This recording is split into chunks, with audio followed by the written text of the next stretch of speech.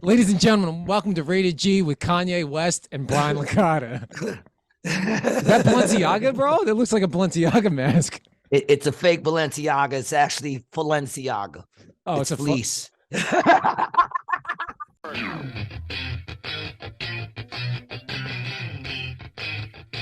What's up, baby? Welcome back to another episode of Rated G with Gabby G, Garcia, and Brian Licata. You know what time it is, baby. It's that time again. You're chilling with your boy Gabby G, Garcia, and my brother in misinformation, Brian Licata, man. What up, baby? Chilling, man. This episode is brought to you by Apollo Bud in Astoria, Queens, man. Apollo Bud, one of the best marijuana spots you're gonna find in Astoria, Queens, baby. Crescent Street, Astoria Boulevard. Go see them. Go pick up some weed. They got some edibles. They got a whole bunch of stuff for the dogs and shit. Go check it out. Tell them that Rated G sent you, man. He'll throw you a pre-roll for that, man. Go check out Apollo Buds over in Astoria, Queens, man. And if you're looking for the perfect gift for someone you love, not quite sure what to get them, don't feel like getting your man socks or a tie, well, pick him up a copy of Triple X Playground, one of the best adult tool games ever made. Go pick that up, drink some cocoa in your Rated G mug, and get fist deep in somebody you love. The show is also sponsored by enditwasgood.net, the official home for Rated G merchandise and a lot of other cool content. Shout out my boy Jay Witt. But you can pick up your Rated G mugs here for $15 a piece. It's got our logo on the front and Gary's most famous quote. And wherever you are watching this podcast, whether it's Spotify, Apple, YouTube, whatever, subscribe, give us a rating. Rumble, Rumble. Yeah, we've actually, dude, we're almost up to $1 on Rumble. Shit. Making that money, son. Can't make $1 million without first making $1. Yep. Remember that. Yep. The dollar comes first. Mm-hmm. So what's going on there, my friend? Good to see you, man. Yeah, you too. You too. It's been a busy week. I've been doing a lot of running around back and forth to the city. Mm-hmm. But it's been fun. I want to big up Red Zone out there in Babylon. Had a show there this Saturday. The people there were fun. It was totally cool. That was yesterday. That show was last night. That was last night. I want to big up my two peoples for coming out to see me out there. A few people came out to see me, but these cats hung out. Mm-hmm. Had a drink with me afterwards and took some pictures, which was totally cool. I just want to big them up real quick. A big shout out to Nextro_89 and No Saint Out of Me. They come to see me all the time in Atlantic City. Cool. They heard I was in their hometown and they came out and showed their love. That's how you do it. All right, people. All the way in Babylon, huh? That's called support. That's how you do it. Big up to you guys. And as I always say, my fans are better than your fans, people. And that's the reason. That's true. All right. I appreciate you guys. Big up to Ann for putting the show together.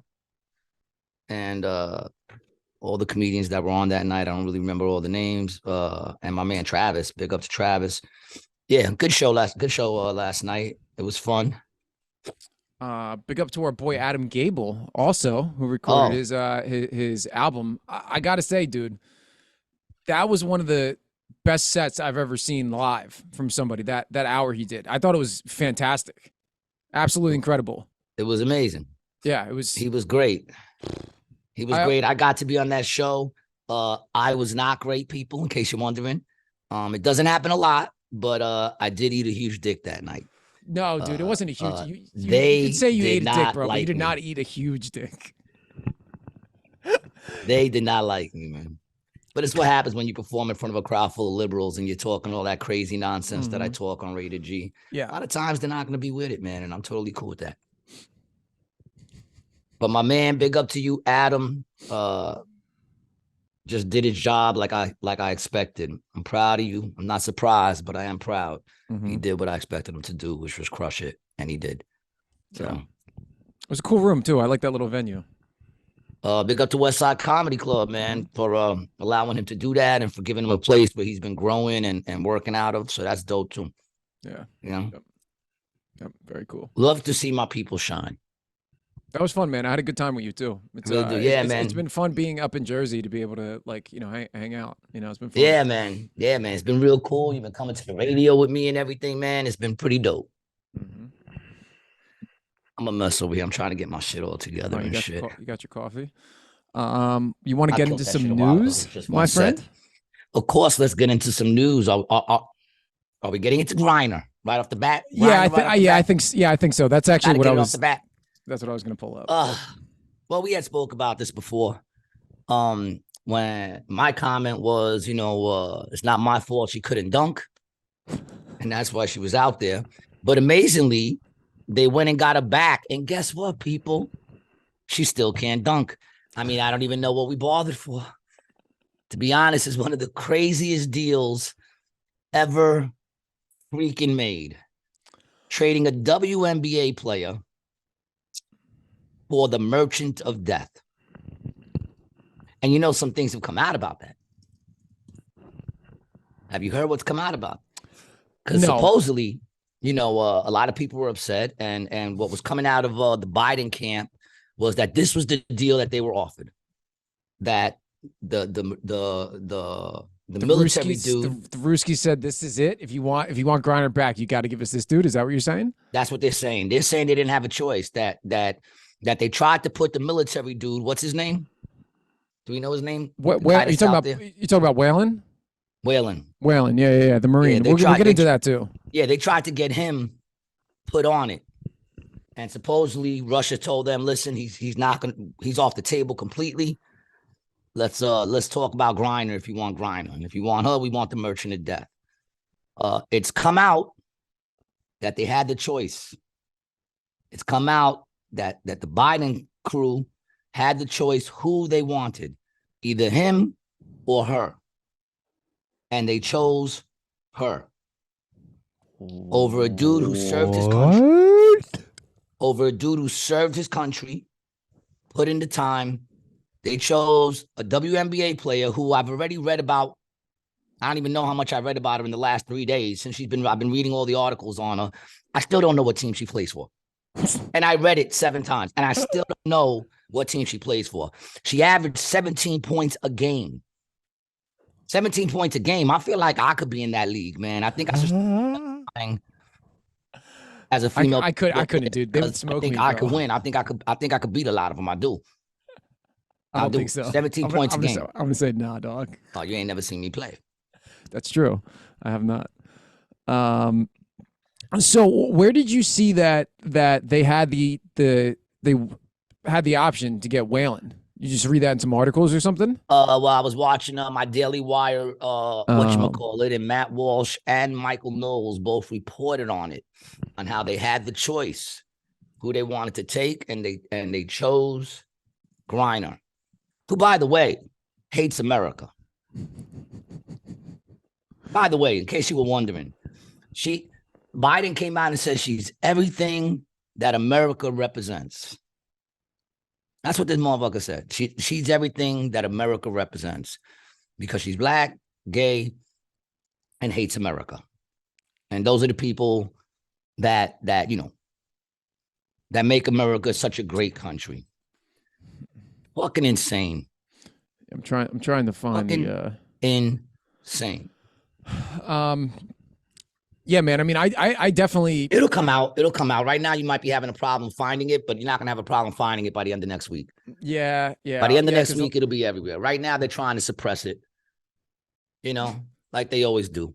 They're trying to suppress. They're trying to suppress that news, like the Biden laptop. But it'll be out by next week. Watch. So you can call it misinformation now. By next week, it won't be misinformation. They had the choice who they wanted. They chose Griner over a military dude who served our country, who's been there longer, been there for more years. Mm-hmm. Come on, right on the thing. It's okay. Yeah, he's been in there for 3 years. Yeah, he's been in there for 3 years. And this chick was in there for like 9 months, something like that. And that's who they chose. Everybody's all right with that. I'm not. I'll keep it real. If I was that dude, I'd be pissed like a mother.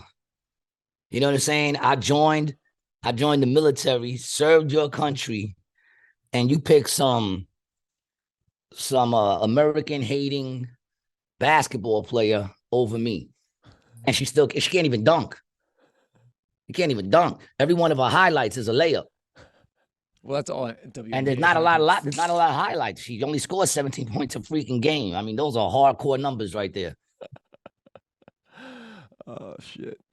Now Waylon or Whelan, whoever you pronounce his name, there's got to be more to the story with him, right? Well, they're saying he's a spy. Yeah, which I mean, well, even if he is, don't you think that's a proper trade for the merchant of death? Yeah, 100%, 100%. Like, even if he was a spy, don't you think that that's your opportunity right now? You could get a basketball player. Listen, all you gotta do is just kidnap one of their soccer players or something. You know, wait for them to come out here, catch him on some bogus charges like they're claiming they did with her. Right. You know, listen, we catch Americans on bogus charges all the time. Right. You know, they're using the FBI to run into ex-president's house. Why don't you use them to snatch up a Russian freaking athlete, and then you could make an even trade. You could be like, listen, we got your athlete, you got ours. Let's switch that. You don't go trading an athlete for the merchant of death, gun smuggling, public enemy number one. Mm-hmm. That don't seem to make sense to me. It's a terrible, terrible deal. And don't get me wrong, I know there's some people that should be really happy with that deal. You know, like if you're Griner or her wife, I'm sure you're happy with that deal. And I get it. You know what I'm saying? I get it. I also want to say this too. I don't want any American, period, being locked up in any other country at all. That's a shame, because you know what's going to happen now. See, I don't care, because I don't travel to other countries, people. I don't. I have no interest. You know what I'm saying? I really don't. And I mean, I'm not saying I wouldn't, but I'm just saying I got enough shit to conquer here in America, man. I got my own things to do. America's very wide. I haven't even seen my whole country. You know, I ain't never even been to California yet. I don't, you know what I'm saying? Well, you can come with me, baby. I'm going to be on the move soon. That's right. Oh, look at mama back there with the Christmas tree. How appropriate, because she's my gift. But like, I don't travel. But for all you traveling motherfuckers out there that want to go to all these countries and shit that you know don't even like America, the precedence has been set. I personally believe there's going to be a lot more kidnappings now. I believe there's going to be a lot more being America in another country. You better check to see if we're holding any of their terrorists or any of their spies or any of their people before you go to that country, because they will snatch you up and then they'll try to trade you. Because that's the president said. America's soft. The president's soft. And we can snatch their people and they'll give up. Doesn't matter who the person is. The person could be a fucking murderer. They'll give them up just to get that person back. But that person, by the way, has to be either trans, gay, can't be a straight man. Put it that way. Anything but a straight man. And a military guy. They'll get you back. Well, no, I mean, it could have been a military guy if it was a trans military Asian. Then they would have went and got him back. Trans Asian or transgender? Transgender Asian. Transcontinental. If they're a transcontinental, look, that's what it goes down to. She fit the description of what they wanted. They got the woke one back. Right. Yeah. They left the person. And then they wonder why the military has a low, recruitment rate right now with all the shit that they're doing. You know what I'm saying? They're wondering why people don't want to join the military. Why would you? First of all, if you get caught out there in another country and Biden's in control, you're done. Yeah, toast, bro. They'll leave you, especially if you got caught with a drug smuggling midget, transgender, Filipino. You know what I'm saying? If you're sitting there and they just arrested an American transgender, fucking, who knows, whatever, you're fucked. You look to the side and you see that person, you're like, man, I'm fucked. I'm gonna be here forever. They're gonna come and get that person quicker than me. You know? And the truth is, her record shows she's anti-American. Not for nothing. I wonder if she still is. I'd be very interested to see her interviews now. I wonder if she still is anti-American as she used to be. Well, I think being pro-Biden is being anti-American. So. Oh, well, yeah. I agree with that. Yeah, man. I was actually talking with my dad the other day about the podcast we did, A Nation with No Purpose, which I believe was episode 105 for those wondering. But dude, we talked about it here, man. That's the real issue as I see it in our country is everything changed after 9/11. Yes. That was it. Like, if you want to pick one date, that was it, because that's when all the spying internally really took off, right? And it's just like that's where all the fuckery like started. But immediately after 9/11, now I'm a little young to remember this, but I do remember in the days after 9/11, we were united as one, right? And we were united as one on the premise of a lie, right? And that lie eventually came out. And after that lie came out, it's been fucking downhill since, you know? Yeah, well, I mean, in New York, it lasted 2 days. Yeah. In New York, it lasted 2 days. I remember getting on the bus 2 days after that. The first day I got on the bus, everything was cool. Second day I got on the bus, it was packed and everybody wanted to go at each other's throats. Really? You know, it's so funny, though, because like you look at what happened, right? September 11th, where it all began, but that lockdown was that was the DMT for America. And what I mean by that is, if you talk to a person who said that they had a bad trip on DMT, and you ask them why, most of the time, of course, you know, most of the time, at least the people I spoke to, they will say that the reason why it was a bad trip is because they've come to the conclusion that everything is bullshit. And they wasn't able to deal with that. They couldn't handle it. Yeah. They didn't know how to take that in, that everything is bullshit. Nothing really matters. We're going to die one day. We're here for a short time. You realize how bullshit everything is. That was one of the things that was the big epiphany for me. You know, now me being a spiritual man, I was able to take that and say everything is bullshit and saw it as something good. I saw it as, so why am I getting caught up and getting stressed over all this dumb shit? Right? Yeah, man.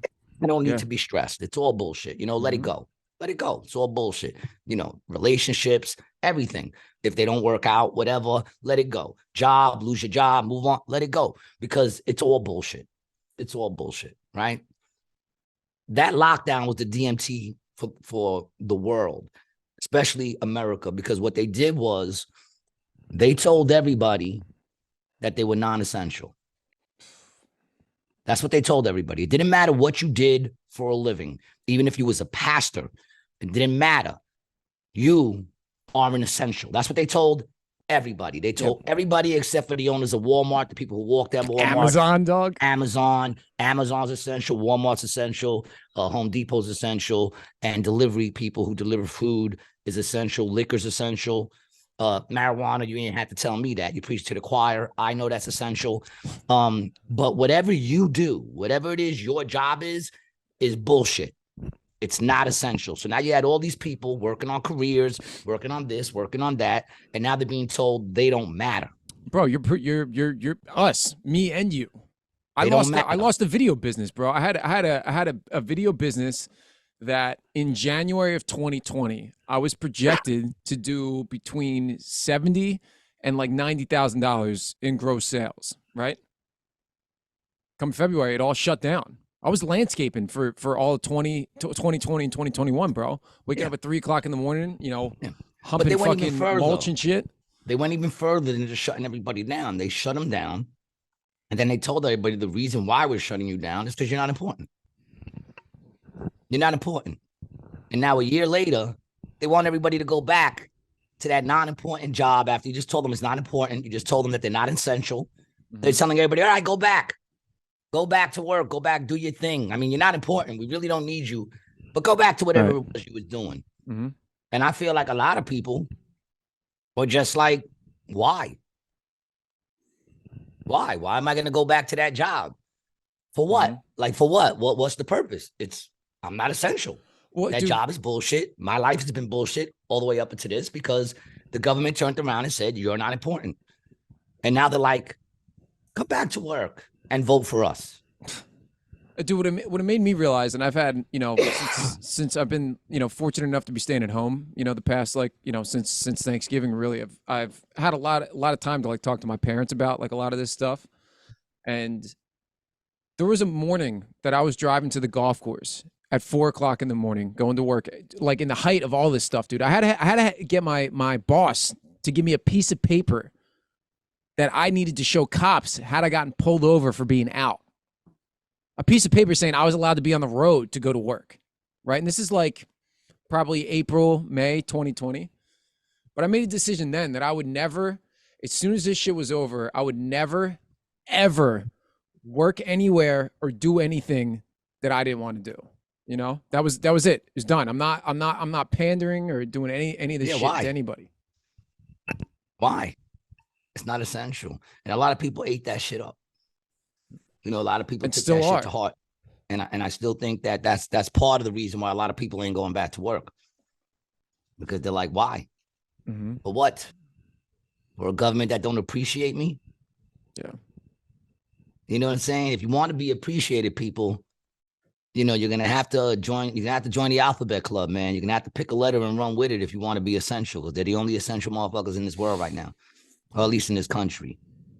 And if you don't think Russia is laughing at us, if you don't think they're laughing at us right now, imagine being in Russia and you see that you're getting back your merchant to death, and you're like, who do we give up? And they're like a WNBA player. Imagine that. I would have been like, yo, Putin's the man. That motherfucker got us back to merchant to death. And all he gave up was a W. No way. No way. He had to give up that. He didn't give up the spy? No, he didn't give up the. No way. No way. How did he do that? How the hell did he do that? You think they're not laughing at us, dog? You know what I'm saying? You think other countries, you're talking about all these other countries, all these countries that hate us. You think they're not sitting there going, yo, dog, they just gave up the merchant to death for a WNBA player. We got to go out there and get us some volleyball players, man. Let's find the number one volleyball player, female volleyball player, and let's kidnap them and they'll bring them back. Like that dude that's playing women's volleyball and breaking bitches' noses with the spikes. Let's get him, her, it. Let's get that one. We should be able to get at least 3 or 4 terrorists for him, her, it. You know what I'm saying? There's some volleyball dude that broke some chick's nose with a spike. Tiffany Abreu, I think is the name. Brazil, right? Yeah. Broke the bitch's face with a spike. And everybody's like, oh, well, people get hit in the face all the time with the ball. Yeah, but it's very rare that another woman is going to break another woman's face with a spike. One of our favorite brands, who honestly, bro, I think I'm about to stop wearing Adidas. I got Adidas on right now. I think I'm about to be done with this company. I don't wear Adidas. That's him or her. E por todas as mulheres trans. Quando você Look how big she is compared to all the other ones. Todos nós ganhamos. Dentro e fora das quadras. Yo went on and off the court. A minha história não é impossível. My story is not impossible. Eu sou possível. Because I'm possible. Impossible is nothing. I do have to say though, man, in Brazil, they do a pretty good job with the trans women. Oh, dog. dude, I said it has to be now, maybe 15 years ago, when I was telling women they're trying to put you out of business. I saw what was going on. I'm like, ladies, they're trying to put you out of business, man, because not for nothing, Brazil cranking out some hot ones. I mean, she's not that hot, but she's not ugly. No. And she's huge. Yeah. Now, you see how I don't respect any of that shit, but I'm calling him her. I'm saying she. Because he went through all the trouble to look like a she. So when I see it, right away, my mind goes she. That's what it does. It says she. When you go through the trouble and that's the appearance that you're going to have, then you ain't got to worry about people misgendering you because you're going to look at that and go she. Look, she. If I saw that, I'd be like she. Now, she is actually a he, but I'd still say she. And she is huge. Did you see her standing next to her fucking teammates? She looked like a giant. That shit is hysterical. Yeah, so that chick spiked the ball on someone. 6'4", bro. She spiked the ball on some chick and broke her face. Broke her face. Crazy, man. Freaking crazy. Trying to find the video of that. You know, freaking crazy, man. And everybody get ready, man. Corona's getting ready to drop its sophomore album. I'm saying January 1st. I'm saying January 1st, the second album is going to drop. Corona 2. Well, that actually plays into the next topic that I wanted to bring up, Gary. Thank you for bringing that up. Corona 2 is coming out January 1st, dropping all new hits, baby. Whole bunch of new hits, whole bunch of new artists coming on. Well, there's actually been a death recently, and I sent this to you last night. If anybody's familiar, the World Cup is going on in Qatar right now, and there's a shitload of backlash in Qatar. Qatar is a old school Muslim country. You know, women, you know, face coverings, no gay, no alcohol. There's no alcohol sales in any of the stadiums. There's specific spots in town where you can get a drink, right? So there was a journalist over there that we actually talked about. His name is Grant Wahl, and he wore a rainbow shirt to the event. Do you remember that happening? Yes. And then they blocked him, and then they put him into like a holding cell for a period of time. It wasn't that long, maybe for a few hours, and then they released him. Well, Mr. Wahl is now dead at the age of 49, and no one knows what the fuck happened. So, digging deeper into the case of the mysterious Grant Wahl, his wife is none other than Celine Gounder, who, in fact, was nominated by President Joe Biden to be on the COVID-19 advisory board. Coincidence, my friend Gary? Was he vaccinated? He was vaccinated, and actually was pushing the vaccines on his Twitter for years. Really? For the last 2 years. Really? Died suddenly. Seems to be happening a lot right now. Seems to be happening a lot. That's why I'm a little nervous performing and talking like this, man. I should have been wearing my Balenciaga. I was going to do the show in my Balenciaga hood. Hold on. Let's show the people. I was going to do the show in my Balenciaga. You know, this is how I was going to do it, because I'm thinking of doing my shows like this from now on so that people don't know. This isn't Balenciaga, people. It's Balenciaga. It's fleece. I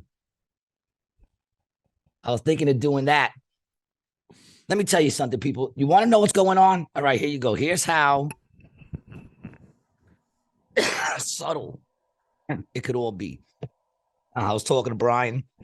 I went on Thursday to my doctor to go set up my appointment to go get my colonoscopy. You know, I was looking forward to that.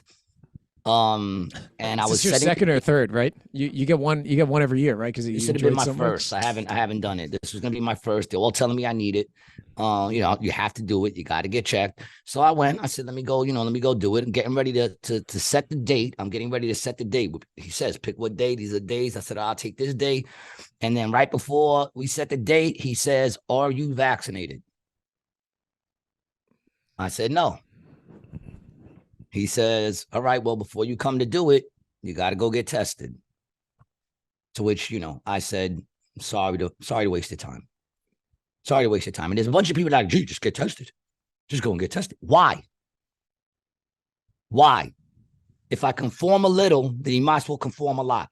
If it makes no sense, it makes no sense. I just got my physical. The week before that, I got my physical. I got my results the day after I went there Thursday. I got my results on Friday. Guess what? Everything is good. Yeah, everything is good. And you ready for this? He tells me I got the antibodies. So you might have had it, right? Maybe. He said, well, that's no way you're going to get it. He said, you either got vaccinated. He said, you either got the vaccination or you had it. I don't remember having it. Yeah. I mean, we talked about And that's recently. That means recently I had it. I was sick. Remember, I was sick for like 3 days. I was sick for 3 days. I threw up for a little while. The next day, my stomach was bothering me, a little achy, and then I got better. It felt like the flu. That's what it felt like. Remember, I said I had a little touch of the flu. Yep. Well, I'm guessing that was COVID. That's what I'm guessing. You know what I'm saying? That's what I'm guessing because now I have the antibodies, right? But here's the thing. I got the physical. They took my blood, all that shit, right? Never once did they ask me if I was vaccinated. They didn't tell me I had to go and get tested to go get my physical. But now, in order for them to do a procedure, which could be life-saving, it could be a life-saving procedure, supposed to check to see if you have any early stages of any kind of cancer, right? In the old butthole, right? But now you can't do that unless you conform. Here it is. I got all my shit, says I'm healthy. So why do I have to go get tested? For what? For what? It makes no sense. Do I need to go get tested for everything else? Measles and everything else? Like, why am I getting tested for everything? For everything that's out there. You know what I'm saying? Well, then there's this other thing that I heard about too, RSV, which is apparently something else that's going around. I think that's the respiratory thing that's going on. And I know a few people who've gotten that already. The cough don't go away. It's been staying for the longest. The sickness they get over within like a week. My daughter had it. They get over the sickness. It's a cough though? In like a week. Yeah, it was a respiratory thing, if I'm correct. And the cough doesn't, like, she still got the cough a little bit. I know a couple people, they're still coughing.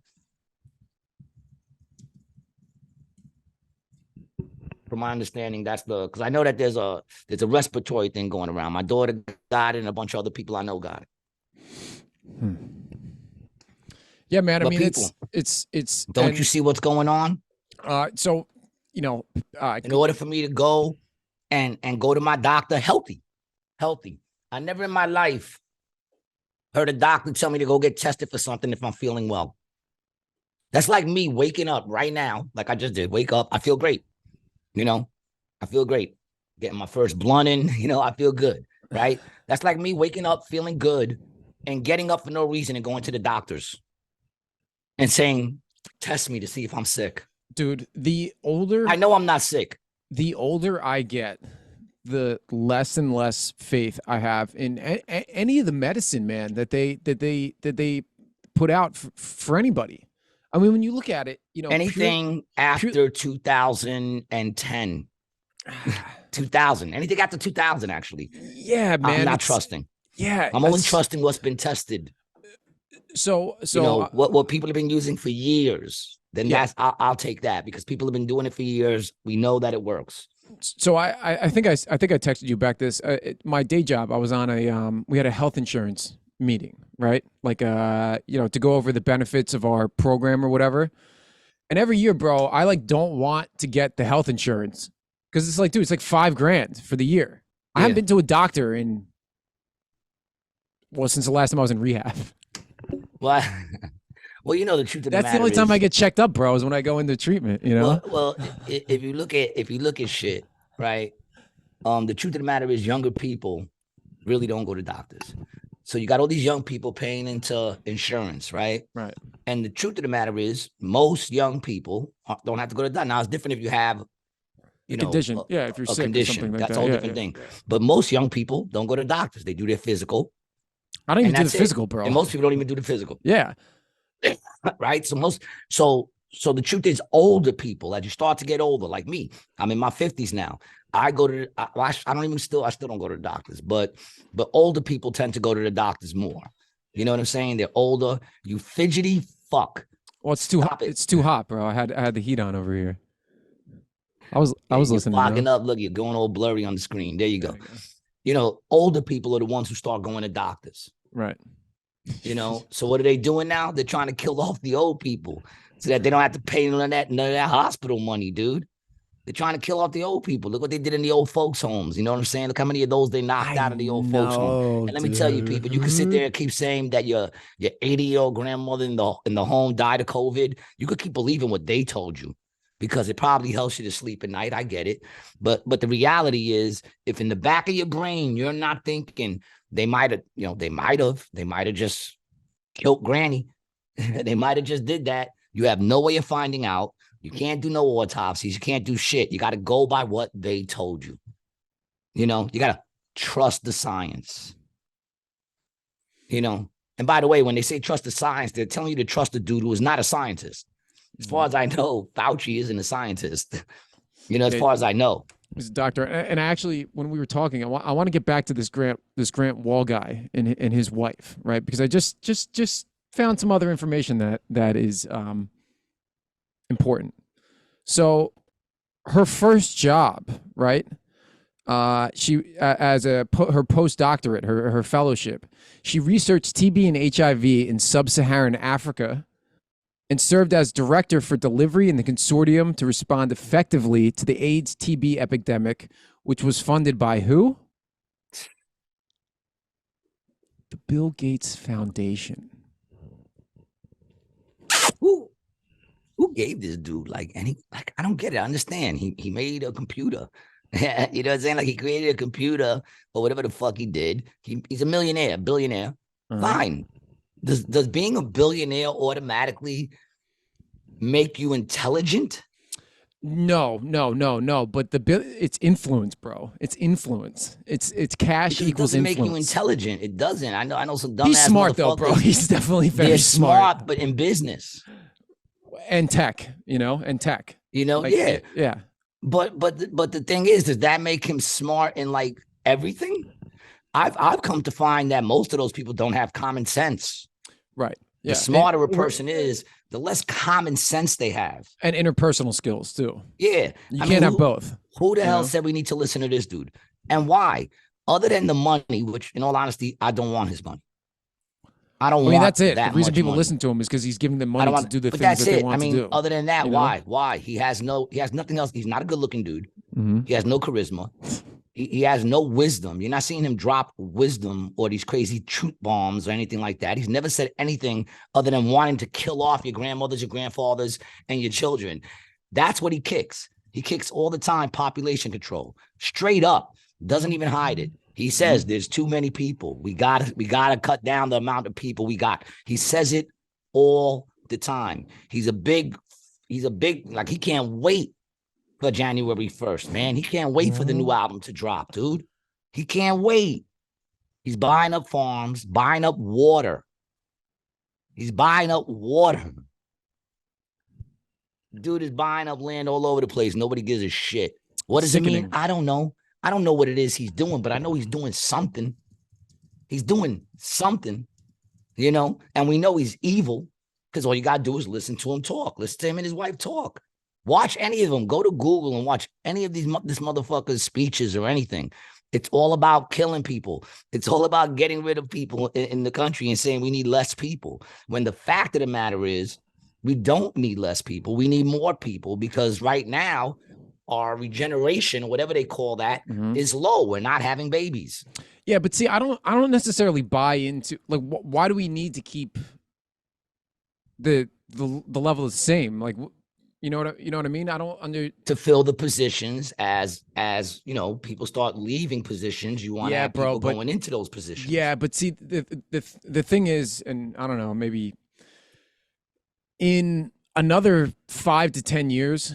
Tons of jobs are going to be completely obsolete. I mean, I see it all the time with like the clip editing and the video editing that I do.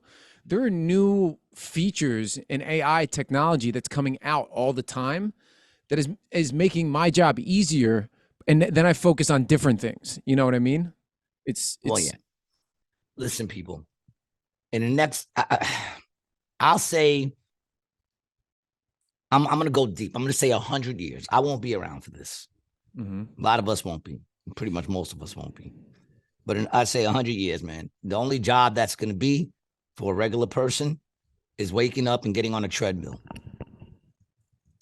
That's going to be your job. Waking up, getting on a treadmill, walking on that treadmill to create energy because we're not using fossil fuels anymore, right? So where are you going to get the energy? Windmills, wind turbines, and all that shit, it's already been said, will not produce enough energy. All those other green things of energy, solar and all that, it's already been said, it will not produce enough energy to sustain the world. So how are they going to produce that energy? Well, if you go back to what back one earlier episodes when we had Simeon on here. What did Simeon say? Simeon said that the money and the trade of money is really a trade of energy, right? It's a trade of energy. You do this for me, and I'll give you this, right? So obviously there's energy in us. That's what we do when we work. We're giving up energy. So what's going to happen is that, and this is just my theory, and it's a theory that is not alone because you've seen it on Black Mirror or whatever that stuff is. You know, they're going to find a way where we produce the energy. That'll be our jobs. Our jobs will be to produce the energy, whether it's walking on a treadmill or riding on one of those bikes. You know what I'm saying? No matter what it is. Another job will probably be being on the computer and you know, fucking doing whatever. But there's not going to be you going into an office and interacting with people. You know what I'm saying? You going into a place to work and getting to hang with people. That's just going to be done. And you're not listening to me at all because you're reading something. And this is what I deal with every day. I was listening to the whole thing, but okay. Well, what did you see? No, I saw your face. You got my interest. You piqued my interest. Okay. What made you make the face? Okay, so we're talking about AI and we're talking about the way the technology is going. There was a brand new thing that was just released called Chat GPT. Have you heard of this? Of course I didn't. Okay. Of course I didn't. Okay, so this Chat GPT, it's an AI chatbot that was created in San Francisco that you can basically plug anything into it and then it'll give you a response, right? So one of the things that they showed is here, let me just pull it up because I just pulled the chatbot up, right? So the tool was created by OpenAI, a San Francisco-based research firm, development co-founded by Musk and Peter Thiel and Microsoft, among other investors, right? The chat program, the users can type in a question or a task, and the software will come up with a response designed to mimic a human. It was trained using billions of example texts across the internet, right? So the one that's kind of going around is there was like a Shakespeare, it's mimicking Shakespeare, right? Yeah. So I downloaded it. And I just typed in, write a joke about Trump and Biden having sex, right? Yeah. And this is what it responded. I am sorry, but I'm not programmed to write jokes that can be considered offensive or inappropriate. Additionally, it is not appropriate to make jokes about individuals in positions of power, such as the president of the United States, bro. Are you kidding me? Yeah. Are you kidding me? Are you kidding me? The AI is fucking woke. Yo, I'm gonna do it again. I'm gonna redo it. I'm gonna type it in real time for everyone to see. Right? Yo, Biden and Trump having sex. And we'll just wait, dude, because it takes a minute to kick this shit back out, and that's why my eyes went nuts when we were talking, because I was like looking at this thing, and it's that is fucking insane. It's not appropriate to make fun of people in power. That ain't appropriate. What are you talking about? Here it goes. It's typing. You see it? Look at this. As it would be inappropriate and offensive. My function as a language model is to provide accurate, helpful information, and generating jokes is not within my capabilities. Is there some? Oh, so wait a minute. It says something different. Is there something else I can help you with? What do we want to ask it, bro? I mean, it's like we can ask it literally whatever we want. It gave you a different answer. I know. Yeah, bro. Because it's so the way this. You want to know why? Because it's a fat dude in his mother's fucking basement. Nah, bro. It's not. It's not like any of these chat things that we were talking about. And dude, going back to the last episode with the psychic app, this is the stuff that they use. But then, do you think Biden trading the merchant of death for Griner was a good trade for America?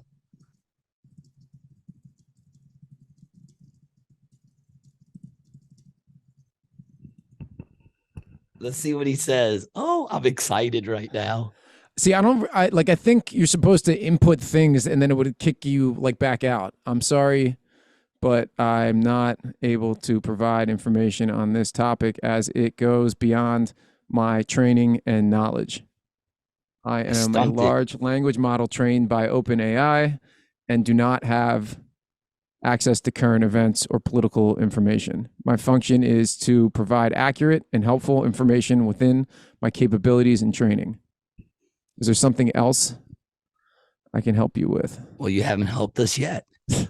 I love when people do that when they can't help you and they go, is there anything else I can help you with? What do you mean anything else? You didn't even help me the first time. All right. That's what they can I help you with something else? You didn't even help me the first time. They so far they haven't write a poem about eating faces on Mars. Eating tacos on Mars. Oh, tacos on Mars. Oh, what a sight to fill our bellies with a delicious bite. The spicy flavor, the crunchy shell, a taste of earth in a place so alien. Alien. But what to alien. dip in that fiery sauce as we explore this barren world? Perhaps some salsa or guacamole to add some zest to our Martian meal. Bro, this is nuts, dude. For though the air is thin and cold and the soil is red and rocky old, we dare to venture to this new land and enjoy the food from our homeland. So here's to tacos on a distant planet, a reminder of home as we venture on. May they fuel our bodies and our spirit too, as we boldly go where no one has gone before. Yo, it wrote that quick. It's not really good, but it wrote that quick. It's not bad. Well, listen, man, this is the thing with I've heard worse. With all of these AI things, right? Like, okay, Google Maps, when Google Maps first came out, it was dog shit, right? But then over time, collecting all the data from everyone's phones and it constantly updating, it just gets better. You know, it just gets better. You can think about it like baseball statistics. The more stats there are, the better you can predict something. You know, it's just a mathematical fact. Speaking of Google Maps, yesterday it took me 4 hours to get to Babylon from Atlantic City. All right. And when I finally got there, I looked at where it says average speed, 35 miles an hour. 35 miles an hour was my average speed from Atlantic City to New York, which leads me again to say, people, just because the world has opened up again doesn't mean we all got to get back in it. A lot of you were not missed at all. Sorry, get the fuck off the roads, man. Get off the fuck. Everyone don't have to be on the road. Not everybody wants to see you. Stay home, especially listen, if I can't go and get medical treatment and shit like that, right? My attitude is if you're scared and you're out there scared that I might give you something or the people around you are going to infect you, stay the fuck home. The world is not for you. You're not who this world was made for. You know what I'm saying? So stay home. Stay home, man. You know, go full rebellion. If you're going to do it, stay home. If you're going to be scared, stay home. That's what I did when I was scared. If somebody was looking to beat me up that was big back in the day, I didn't go outside and try. I waited till that shit blew over. I stood incognito. You know what I'm saying? Get out of the way. Get out of the lanes, get off of the roads and stay the fuck home. Keep your ass home. Be scared at home. That's what home is for. Right. You want a safe place? Go home. Dude, when I drove back from the city on Thursday night, after you dropped me off, I get on the turnpike and I'm hauling ass, dude, doing like 80, at least 80 the whole way. Oh, yeah. All of a sudden, dude, I get to exit 6. It goes from 3 lanes to 2 and then 2 lanes to 1. Yeah, they're doing a lot of work out there. It took me 45 fucking minutes to go 2 exits on the turnpike at 3 o'clock in the morning. Jersey's the only place where you can hit traffic at 3 a.m. It hasn't happened to me yet. Well, knock on wood. It hasn't happened to me. And they do a lot of work in Jersey, man, like at night. But at least they do it at night. Right. You know what I'm saying? At least they do it at night. I can't really complain about that. They're smart enough to do it when everyone's sleeping. Well, most of the people sleep. Yeah. Fuck us who have to work at night. You know, but it comes with the territory. Yeah, man, it's just, you know, like that whole crowd on Thursday night. Oh, yeah, on Thursday that hated me. Why did they hate me? Because I was talking all the shit I talk and they believe what's being sold to them. So they were mad at me. You know, stay home. Isn't that what they told you? Listen, Fauci told you people stay home. Listen to Fauci. You know? Well, something that I found interesting when we were in New York. But I find it very interesting, though, that I can't go get a colonoscopy without getting tested. That's just the beginning of the waters, people. Yeah, yeah. I mean, dude, That's just the beginning of it, man. I don't even know what that that's means, beginning of the waters. That's just the beginning of it. The fuck, what comes out of my mouth sometimes? That goes to show you, man. If anything of wisdom comes out of my mouth, it's not me. It's just if you talk enough, something smart will come out. That's all it is. You know what I'm saying? It's not me. I said that's the beginning of the water. What the fuck does that mean? That means nothing. But it's the beginning, man. Like if I can't do it now, what's gonna happen? You know, it's only gonna get worse. It's not gonna get better. mm-hmm. You know. So anybody out there who thinks I'm an idiot or whatever, it's more of the principle. And at least you know, here it is. This is my health. I care about my health. I do. But honestly, I trust the feelings that I have in my own body more than these doctors now. Yeah, I tell you what, man, after doing this show with you for as long as we have, it's enabled me to look at stuff a little more, not necessarily simplistic, but see through all of these things, and see through the shit. Like, dude, because I remember in the beginning, like, like I got that Johnson & Johnson vaccine. And had we been maybe on episode like 70 at that point instead of 25, I probably wouldn't have gotten it. I don't think I would have. I really don't. It's a messed up thing, man. There's a lot of people that I know didn't want to take it. They're very upset that they took it. Yeah, I'm very upset. They were forced.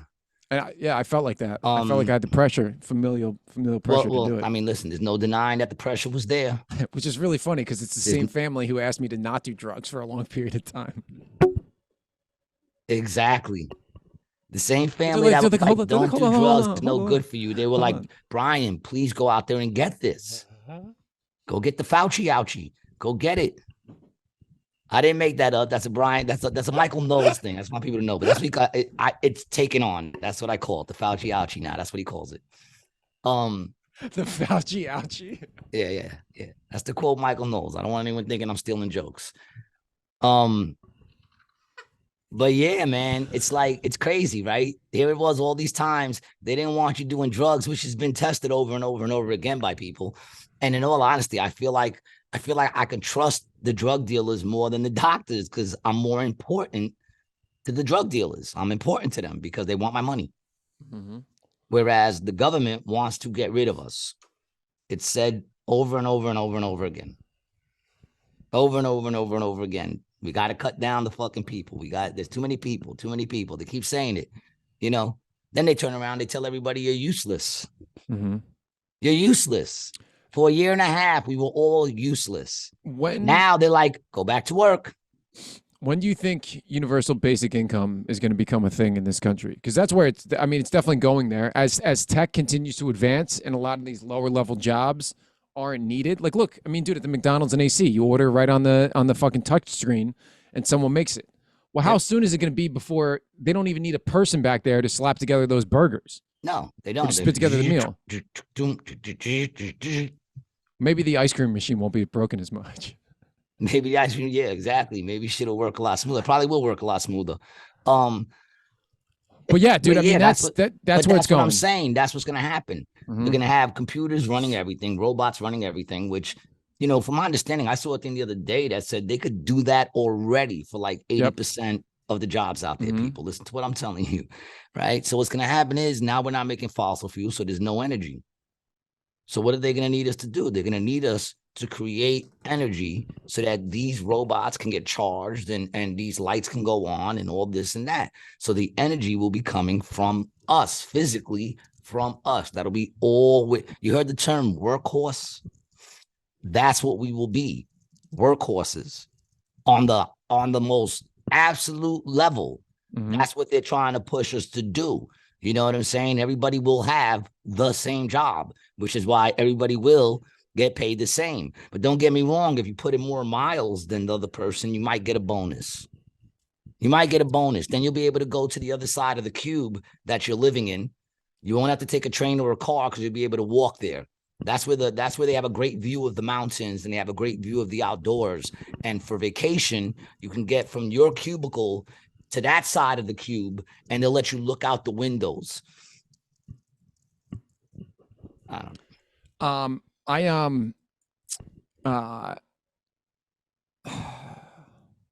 And it's messed up, man, because you want to know something, man? And and this is what's fucked up, is that your average person don't know shit. Mm-hmm. The average person doesn't just, and I'm not saying that to diss. I'm talking to my brother, you know, and my brother is coming at me with all mainstream media shit. Mm-hmm. That's what he's coming at me with. Mainstream talking about January 6th, and he's like, well, people died on January 6th. And I'm like, yeah, a Trump supporter, a woman who was a Trump supporter got shot by a gun-toting, happy, trigger-happy cop. Other than that, that was the only death? That was the only death. There were a couple of heart attacks and shit like that, but that was like days after. You know what I'm saying? That people, they were old. They had heart attacks. Shit got exciting. What do you want? It was a riot. That's what it was. It wasn't an insurgent. If you watch the videos, you know, like my brother's like, they were going nuts in there and they were tearing up the place. And I'm like, really? Because I saw the videos of inside and the cops are in there with them. They're holding the doors open, letting people walk around. People are just walking around. It looked like it was like they refused to pay for the museum. That's what it was. And yeah, people pick shit up. They took pictures with shit. They put their feet on Pelosi's desk. But you compare that to the BLM riots that were going on. You know, I mean.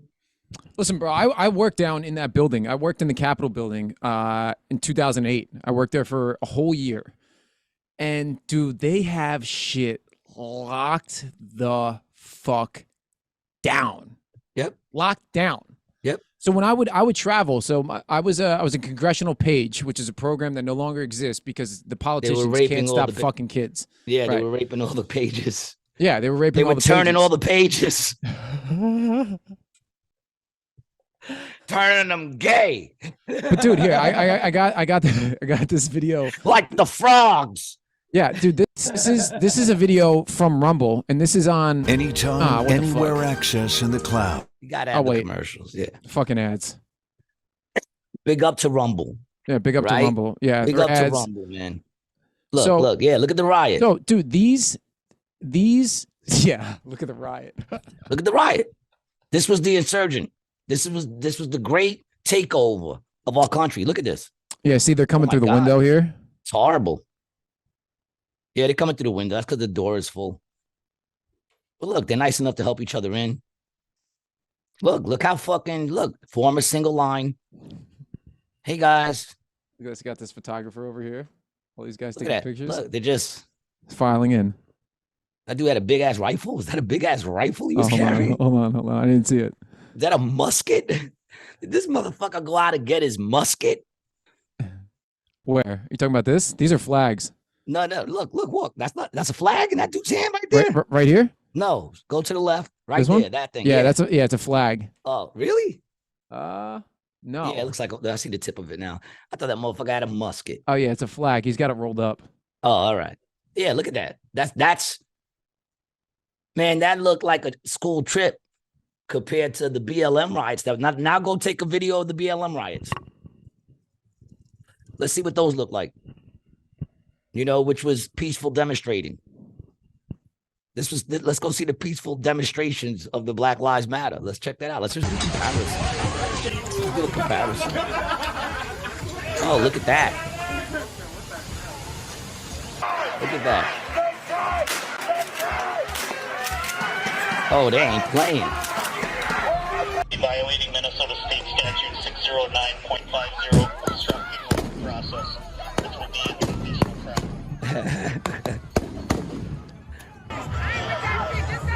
Oh, jumping on police cars, dog. This dude's smoking a blunt. I would have backed it up. Yo. I would have fucking backed up. Watch that motherfucker roll down. Jumping on my car. Yeah. Now look at the comparison, people. Now I'm sitting here, I'm talking to my brother, and he's telling me how the January 6th was the most because he's watching nothing but mainstream media. And look at the comparisons. You know what I'm saying? And that's just like that's what was going on all over the place. Even here. I had gotten caught up in the whole thing. I ain't gonna lie. You can go on my page. You'll see me at the first protest that was out here. I went to the station. You did? I did, but now I went to go see what was going on. Check it out. I wasn't on my knee when everybody got on their knees and all that shit. I didn't do none of that because I don't conform. You know what I'm saying? But I went out there and looked at it, and the beginning was mad peaceful.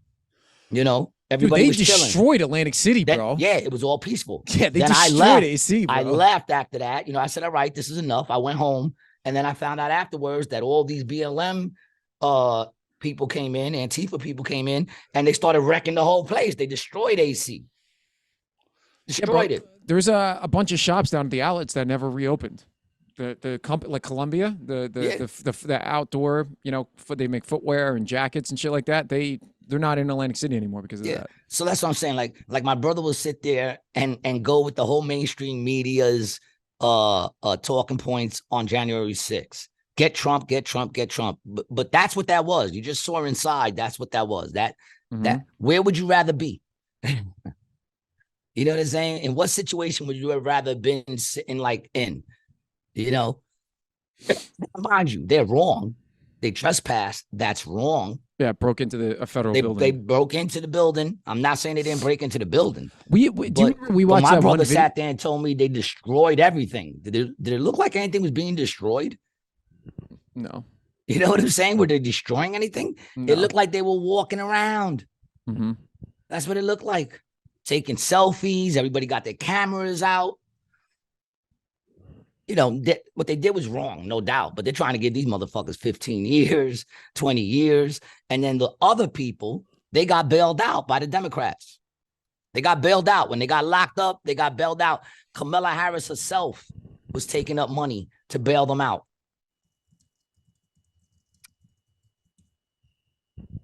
Oh, and we also found out that Kamala Harris's stepdaughter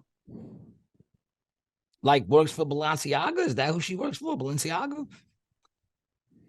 This is a tweet from June 1st. If you're able to chip in now for the MN Freedom Fund to help post bail for those protesting on the ground in Minnesota. Okay. Come on, man. She's taking up donations to get them out of jail. The vice president is taking up donations to get them out of jail. Did Trump do that for the people who got locked up? Did he try to create any funds to get them lawyers? Is because last I heard he wasn't. So I guess I should say more. Last I heard, I didn't hear he was. Well, I mean, people are saying that he paid all those people to be there.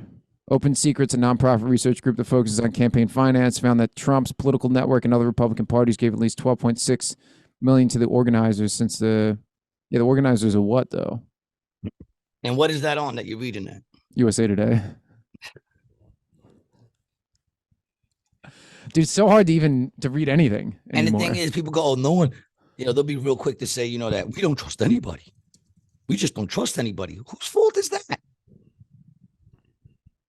Whose fault is that we don't trust anybody? Nobody trusts Fauci. Why not? He lied over and over and over again. No one trusts the FBI. Why not? They lied to us over and over and over again. They've been used as political fucking muscle against, from one opponent against another opponent. Why would we trust them? We don't trust the doctors. Why not? Because the doctors can't be trusted. I can't even go get a colonoscopy. What does you looking into my asshole have to do with me having COVID? What are you afraid? I might fart? If you fart, can you pass it? I don't know. I don't understand. I was able to do my physical. And that's funny because I'm surprised they didn't say before I went to go get my physical, you need to go make sure you're healthy before you come here so we could tell you whether or not you're healthy. That would have been funny, bro, if they made you get tested before coming into a physical. And by the way, people, if you're wondering my results, I'm just as surprised as my doctor was. Everything is good. Everything is good, man. Well, listen, man, I'm a firm believer. We have somewhat of a similar lifestyle and outlook on things. Both of us aren't super concerned about our physical health. Yeah, you can't scare me with health issues. But we take care of ourselves also. You got to know. Yeah, I'm not out there fucking. Yeah, I'm not out there trying to destroy my body. I know the damage I do. Well, I know the damage that I do to my body, so I try to counteract it with, supplements. What? Speedballs. With speedballs. Yeah, I try to supplement every now and then. I smoke it. Nah, it's a joke. I never smoke it. It's too cracky. But what I'm saying is that I try to balance it out. I'm taking my vitamin D's, my vitamin C's, my B12s, my fucking turmeric. You know what I'm saying? Turmeric. Like, The turmeric's good shit, bro. Turmeric's good for you.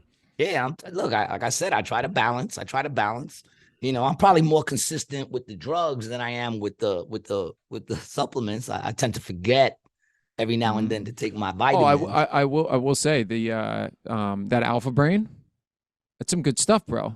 Really? Do you like it? Yeah. I haven't tried it yet. Yeah, it's one of those things that, it's like you don't really notice it, but then you kind of think at the end of the day, you're like, oh, I was kind of like on today a little bit, like I felt like everything was kind of firing, because the stuff that's in there, it's all like, mushrooms, not like the trippy mushrooms, but like other mushrooms that have similar properties as the trippy ones, like that brain function shit. Yeah, man. Well, big up to Aisha for sending me those. I got to start taking mine. Yeah, shout out I to would. Yeah. So what were you saying about Kamala Harris's? It was her niece, right? She used to model. Is it a niece or her daughter-in-law? Stepdaughter. Oh, so stepdaughter. So that's like her daughter. Yeah, that's a daughter. It's a stepdaughter. Huh. And she is the wicked stepmother. Yeah. She's the wicked stepmother. Ella Emhoff is the girl's name. So what did you see about her? That she was just like modeling and stuff like she that? She was a model for Balenciaga. Something like that. Somebody sent it to me. I thought I sent it to you. I might have sent it to you. Let me see. Yeah, so Kamala Harris is married to Doug Emhoff, which is that girl's daughter. Huh. Yeah, I think you sent it to me on Instagram, right? Yeah. Let me pull it up. I think I did. I can't find it now. Probably because they took down the post. They might have. But here's a post. I'm gonna resend it to you. Okay. I had like LGBT+health center today, passing around. I just sent you this one because I talk to people, right? Especially people who don't have, I guess they don't have a dog in the fight because they don't have kids, so they don't have a dog in the fight. But when I bring up the whole thing of what they're doing in schools, and when I bring up the whole thing about how, this shit going on, they like, Gary, you're crazy. I had $1 for every time I said that I wouldn't have to work. But yeah, they're like, Gary, you're crazy. And I'm like, no, they're trying to implement this shit into schools. They're trying to get your children. I say it was all part of a very meticulous plan to get both people in the home working. And if both people in the world working and they're in the home working, then they're going to need someone to take care of their kids, and we'll take care of the kids. And then we'll put in their heads what we want to put in their heads. We'll mold them to what we want to be. So the government has now become the parents to our children, not mine, because I took care of mine. They're older now, but that's what happens when they lied to women to get them out of the house. They lied to them about what's important to be a woman. A lot of those women ate that shit up, and they separated the mothers from their children, and now they're raising the children. And if you're not worried about who's teaching your children, this just came out. I just sent you the thing. This is Joseph Bruno, and he is the dean of students in the Francis W. Parker School in Chicago, Illinois. Now, I know for a fact that this is real because I've seen it on a lot of fucking different things. So this is going around. This isn't something that I discovered, but I know that some of my listeners might not be, finding the shit that I find. So this is this dude. They went undercover to talk to this guy, right? And the dude is interviewing him, talking to him. Now listen to what this dean of students has to say. Our LGBTQ plus health center come in. They were passing around butt plugs and dildos to my students, talking about queer sex, using lube versus using spit. Meet Joe Bruno, Dean of Students at the prestigious Francis W. Parker Private School in Chicago. They're just like passing around dildos, butt plugs. The kids are just playing with them, they're looking at them. In the school? In a classroom. Wow. Yeah. While I'm sitting there, they're like, how does this butt plug work? How do we do, like, how does this work? That's a really cool part of my job. And we had a drag queen come in, pass out cookies and brownies and do photos. It's so amazing. And everybody's cool with that, like the butt plugs and the dildos. Nobody complains. No. I mean, if the parents found out, would they? No. It's queer sex. This is the drag queen that came in. What's her name? Alexis Bevels. Alexis Bevels. And just hung out in my classroom. And was there? Or hung out in my office. You have so much freedom. So much wiggle room. So much freedom. So much money. I mean, to do stuff. Trustees are okay with that too? They don't know. They would. It's like I wouldn't even like run it by them. Like, why would I run it by them? They would be like, oh my God, that's wonderful. Yeah. How old were the kids with the classroom? 14, 18. So yeah, that's a really cool part of my job is I don't have to worry about stuff like that. I had Okay. Anybody else a little nauseous? Anybody else a little nauseous that green-nailed fucking maniac? And you ready for this? The school is standing by him.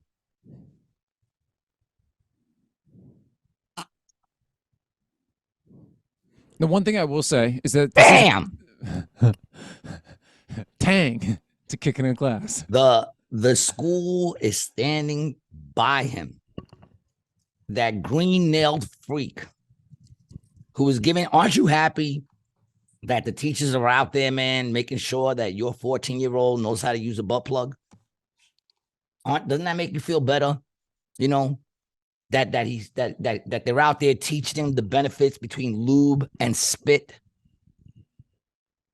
I didn't say that, he did.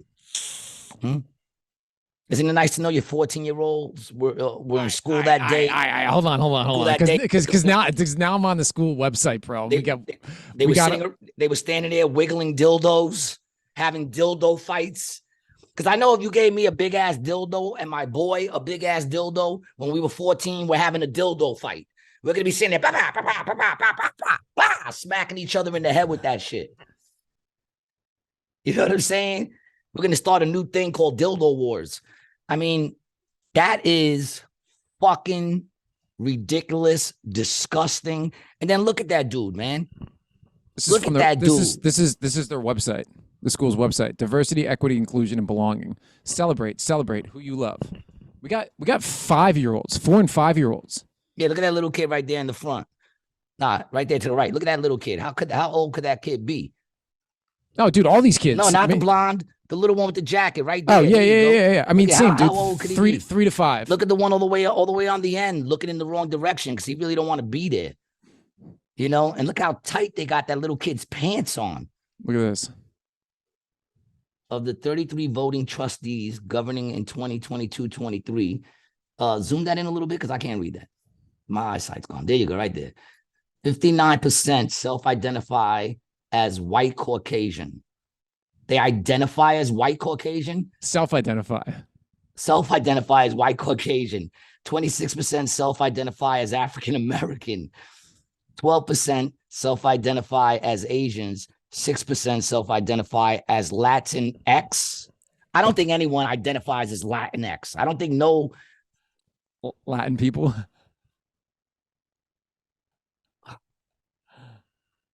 Now, my question is, are all the people that identify as white Caucasians actually white Caucasians?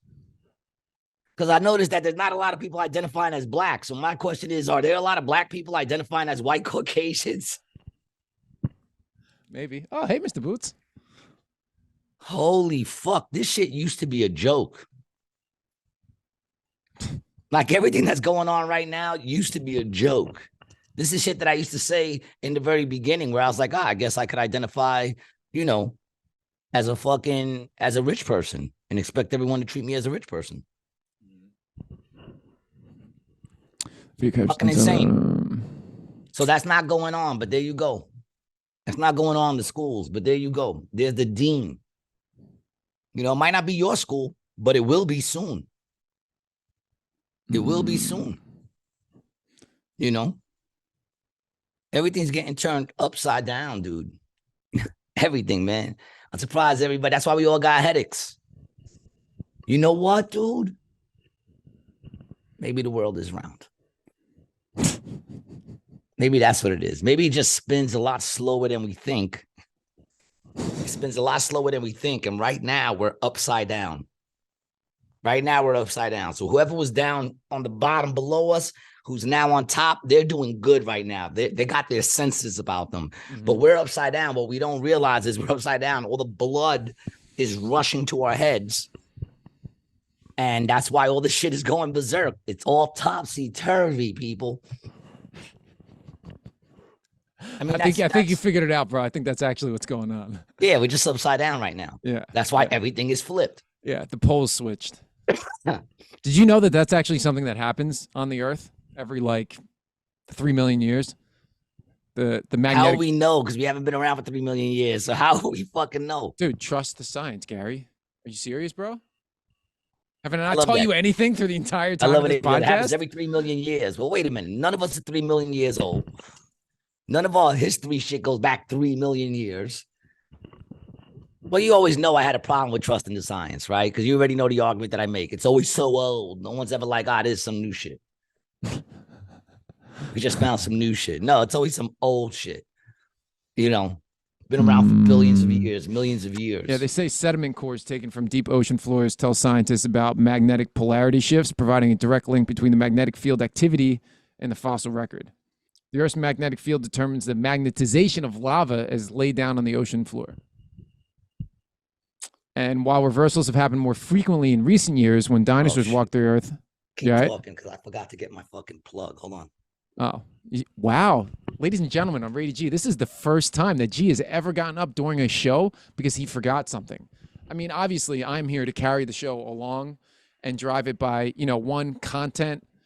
But really, number two is beauty. I bring beauty, class, and sophistication to the show that ordinarily would just be something maybe, low class, low budget, not a lot of fun. I really class the place up. And truthfully, that's why I'm on the show. Oh, welcome back, Gary. Thank you. I was just enlightening everybody about how, I am the most calm, rested person on the show, and you're always just getting up, and you really needed me to class the show up. And that's why I'm here.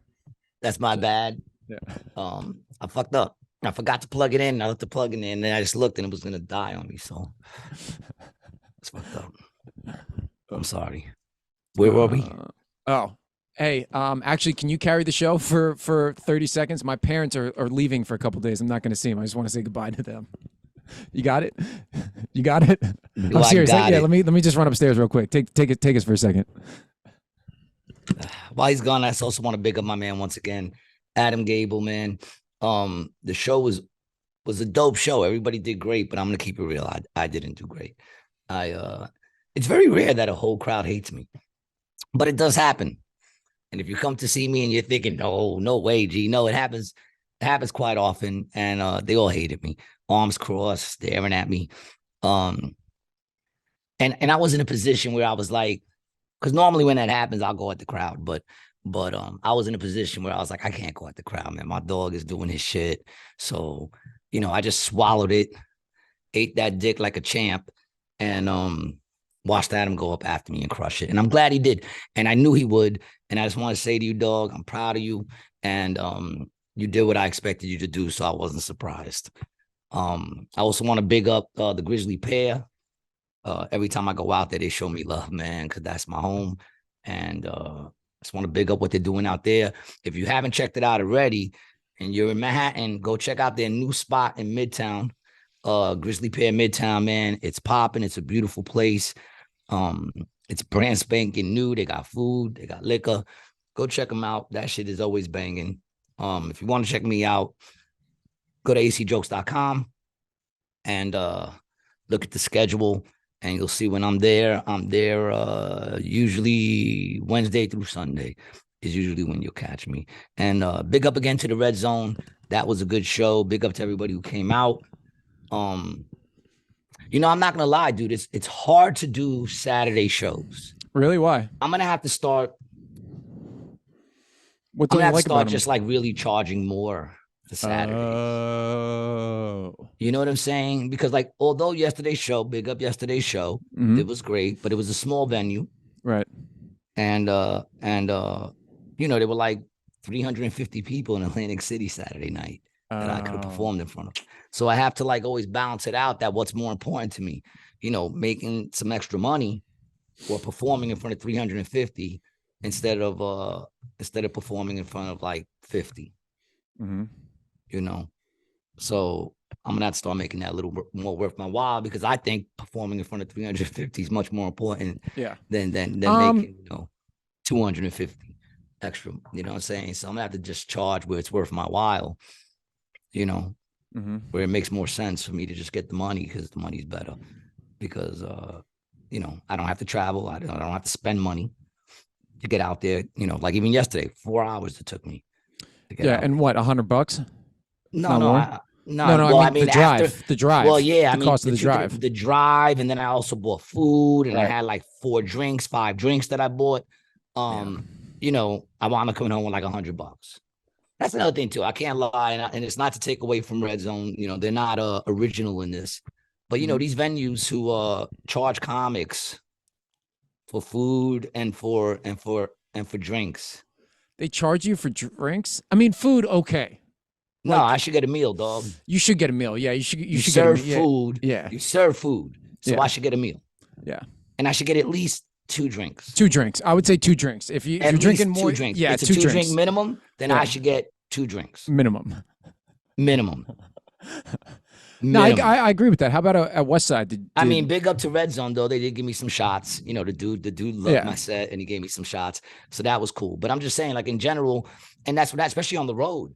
You know, you play in these venues and they charge you for your drinks, and then you wind up, you know, spending half your money there because you can't help it. You're hanging out, you're talking to people. I mean, a lot of times people buy me drinks. Right. But last night I was buying drinks, and it's like, you know, yeah, like when it's all said and done, I made $100. But I could have played in front of 350. You know, and created more of a following. Yeah. But my peoples came out to see me last night. And that's important. And used to were worth the trip. Along with everybody else, but you two came back. You know, you saw I was playing somewhere. It was 15 minutes away from where they lived, and they came out to see me. And big up to them, man. That's you people are the one. Everybody out here, man, they're counting on algorithms. They're counting on reality shows. They're counting on making that quick little clip that moves 1 million views. You know, I'm counting on you, people. I'm old school, man. I'm counting on you. You know what I'm saying? I'm counting on my fans. That's who I'm counting on. I'm not counting on me putting out a clip that 1 million motherfuckers see. Because at the end of the day, I don't care if everybody knows who I am. You know who I am. Come out and see me if you like me.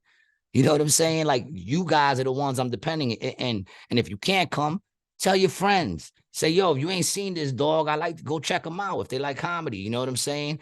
Get motherfuckers off the ass, because if you're waiting for me to put out a clip, it's not going to happen. You better hope somebody's recording me from the show, because those are the people who put up my clips. Motherfuckers get off their ass and they come and see me. They spend their money and they come and see me. And I always try to do my best. I don't always do it, but I always try to do my best. And they come and see me. I'm going to give it to you for free. Oh, well, you gotta. That's the way it is now, G. If you want, well, what do I want to be? See, that's what it all comes down to. Now, I'm not going to lie. My goal, I want to play Madison Square Garden. I do. That's my goal. But I could do that if y'all get me there. If y'all get me there, I only need 40,000. You know, I'm pretty sure 28,000 will get me in there. That's what I'm depending on. And I know, and you want to know something? People tell me I'm stupid for depending on y'all. Those are the same people who don't come to none of my shows and send me clips of other comedians. Those people tell me that I'm a fool, that I'm stupid for depending on you. I don't think I'm stupid. I really don't. I'm just old school. My people who keep coming back, man, we connect, man. Those are my people. When I say they're my people, they're my people. They're fans, but they're my people, man. They come back, they show me love. We sit there and we talk and have life discussions. You know what I'm saying? Like anyone who's come and see me knows I have time to chill. Do nothing all day but think of shit. You know what I'm saying? So after shows, I got time to chill, man. I'm not quick to rush you off unless you're belligerent and shit like that. That's right. You know, that's a different story. But yeah, bro, it's one thing that when we first started working together, I really didn't understand. And even, you know, partway through the beginning of the podcast, I just didn't get the mentality that you have. And the longer that we've worked together doing the show, the more and more I realize how important that is. And it's even bled over into the stuff that I do, you know, because I've chased clips, chased views, chased SEO, chased all that shit. And the real truth of the matter is, like, yeah, you could blow up from that, but is that how you want to get there? And then what is the quality of the people who are going to be following you once you're there? Are they really going to be into you, or are they going to be into you just for that one stupid thing that you fucking did? But the way that you go about it and the way that we've done this show is, yeah, maybe we don't have the most views, but there's people tune in every week. We have real followers and fans of the show who like what we do, and they're on board. Big up to you guys. Yeah, huge up to you guys. And the government won't tell you. The government won't tell you this, so I'll tell you this. You are essential. All right? If you're wondering what it's all about, you're essential. I need you to go out there and put your work into society so that your energy could bring you money so you can buy tickets to come and see me. You are essential. You might not be essential to the government. You're essential to me. You're essential to me. I would never lock you down. I want you out and about coming to see me. But if you do stay home, check out Rumble, YouTube, Facebook. We got our shows everywhere. Yeah, man. And check out my special. Yeah. You did not see me here tonight on YouTube, baby. Don't forget about it, man. It's never too late to see it. Just because you haven't seen it yet, you don't have to be like, oh, that's a year old. You know, it's old. Dude, you want me to put it on Rumble? I'll put it on Rumble. Throw it on the Rumble, I'll too, throw it man. on Rumble. Okay. I'll make a note of that. I'll put it on. Listen, man, Rumble. like I said, people tell me I'm stupid. And I know. I know that everything's changed. I know that if you want to make it, you got to do all these things. If I was 20, I would. Maybe. No, but I didn't. No. I didn't change then. Nah. Why am I going to change now at 52? Nah. You know what I'm saying? It's like, it's about what you consider to be, you know, what you consider to be success. If I can do a show and people come out to see me and whatever that venue holds gets filled, I'm successful, dog. And who got me there? You guys. You know what I'm saying? Not because I got a bunch of followers from fucking Bangladesh and fucking Taiwan that follow me. I don't even know who these fucking people are. You know, not that I got, just because I got asterisk _ dash 946 following me, it means nothing to me. Yeah. I care not about how many followers you got. I care not. I don't have many. I have like probably 3,000. But one thing I know, a good 2,500 of those shits are actually fucking real people that fucking appreciate me and fucking like my shit. And fans of your comedy. Yeah. Fans of your comedy. You know what I'm saying? I know that it's pure because I follow them back. We stay in touch, yo. You know, I hope to get to a point where I'm not able to follow everyone back. I hope I get to a point like that. But at the end of the day, I want it all to be sincere because I'm sincere. And truthfully, man, any of the stuff that's on social media, it's by and large not sincere. Like, I had a video on my Instagram that I did of some car, and I got 22 million views, and I got 10,000 followers in like 2 or 3 days. You know what it did for me? Nothing. Absolutely nothing. Most of it doesn't translate. Some of it does, but most of it doesn't translate. Yeah, but you really, you know, it's all that stuff online, bro. You just have to pander, dude, and pander to the niche. It sucks, you know. Well, that's why, you know, that's why I live in Atlantic City. That's why? That's why I live in Atlantic City. Don't just stand on the board though, mama. You're standing right on the board. No, this girl, man, no respect. No respect. No respect. Come on, get off the board. Stay off the board at least. At least off the board. There you go. She like stands and it's going in my ear. I'm like, get off the key. Look. Holy crap. You have no respect, yo. She has no respect. That's the kitty cat. Look at those eyes, though. Look at those eyes. Eyes. She's cute. She's a cute cat, and she's tiny too. For everyone who doesn't know, who's never met Mama in person, she's not a very big cat. She's a tiny cat, a baby cat. A tiny cat, but she's about the size of the screen. Mm-hmm. Sit right there if you want to sit. You can hang out. I just don't want you standing on the board. Just don't want you standing on the board. That's all. There you go. She's gonna relax. It's my baby. So she liked the Christmas tree. She been. I'm like an evil. I'm an evil villain. But look, I am. I'm an evil villain. Yeah, but your head shaved, not the cat. It's usually the other way around. Usually the cat's bald and the guy has hair.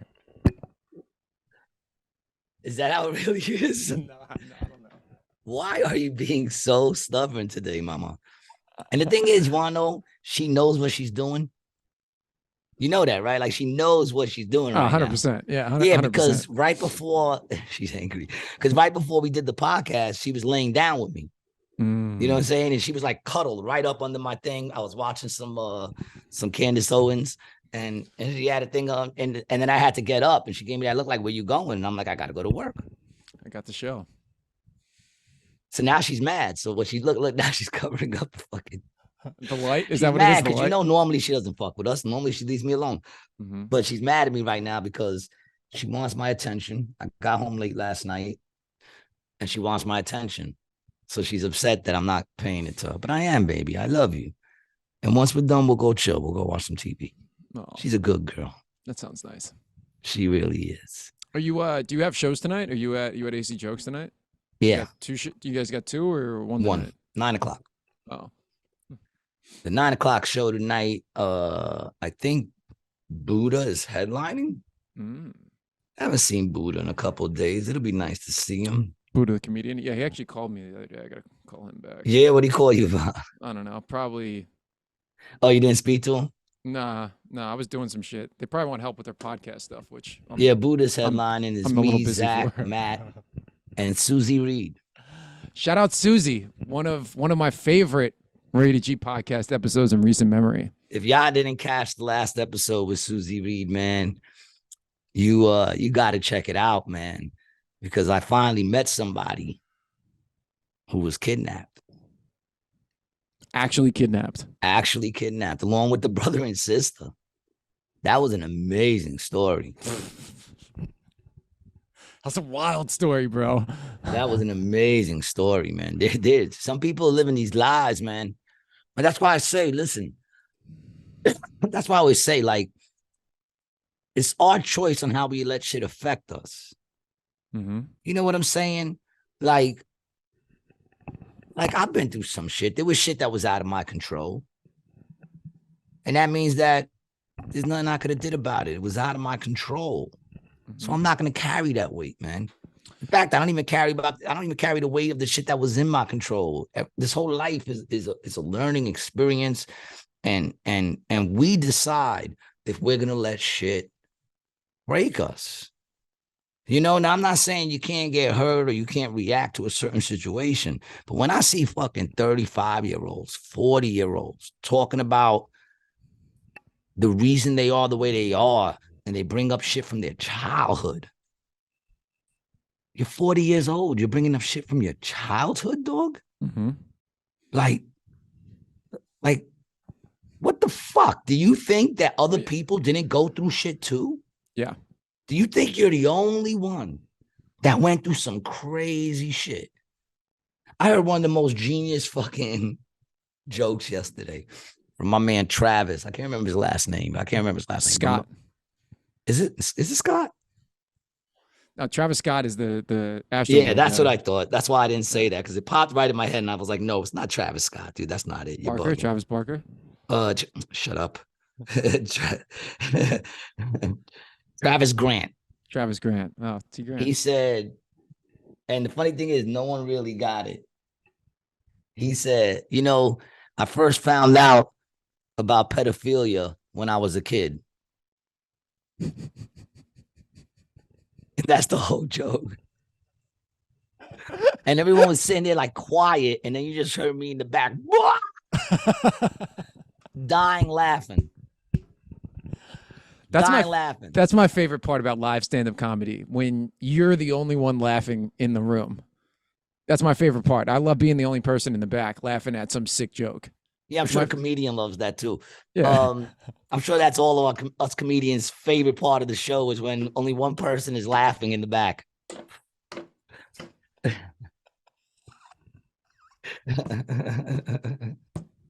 They really love it when it's only the comedians. Yeah.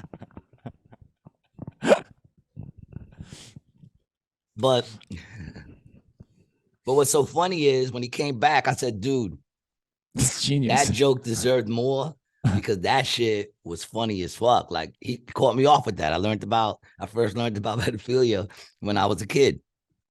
And then he goes, it's a true story. And I go, it has to be. It's a great joke. Yeah. But you understand what I'm saying? Like, there's a dude who's saying to me, yeah, I got molested. It's a true fucking story. You know what I'm saying? Mm-hmm. And well, I don't even know if that's what he was saying, because he was also talking about how they used to have so it's hard to know what part he was saying was true, but he went on to say how they used to have pedophile drills in the school. Really? Where the kids would have to sneak under the desk. They have to get under the desk. They would have these drills where they would be like, Mr. Stevens is in the building. Children, Mr. Stevens is in the building. And all the kids would have to get under the desk. What school did this dude go to, bro? And he said he used to wonder, like, what the fuck? How's he gonna fuck us all? He's like, Timmy's by the door. He's getting fucked. I remember, dude, right after 9/11. I don't know what part. I think when he said it's true is the fact that they used to have the drills. I don't know if I never. Let me frame that. But the fact of the matter is, even me, like this, you know, like I take the shit that's caused me a lot of pain, and I joke about it. Right. You know, like you've heard me talk about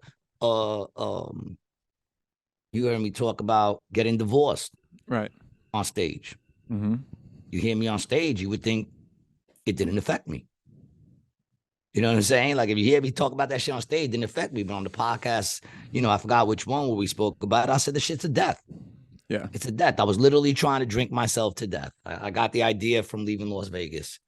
I said, that seems pretty cool. Seems like a cool way to go out. So you drank a lot right after that, after the divorce? Because I remember you telling me a couple stories about, like, you and Mark, like, a couple times you went on some binges, but was it like over a period of time, like longer period of time? Oh yeah. I was doing a lot, but I'm like, I had no friends out there, and I wanted to stay kind of close to my kids, which was kind of weird, considering I was trying to drink myself to death, and they wasn't even coming to see me anyway. Right afterwards, a lot of people were mad at me.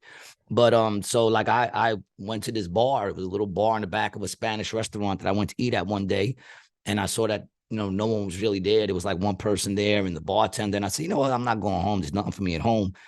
I went there, started drinking, and then I came up with the idea of, yeah, I'm just going to do this until, you know, it ends. But I still made it to work every fucking day. It didn't change my work ethic.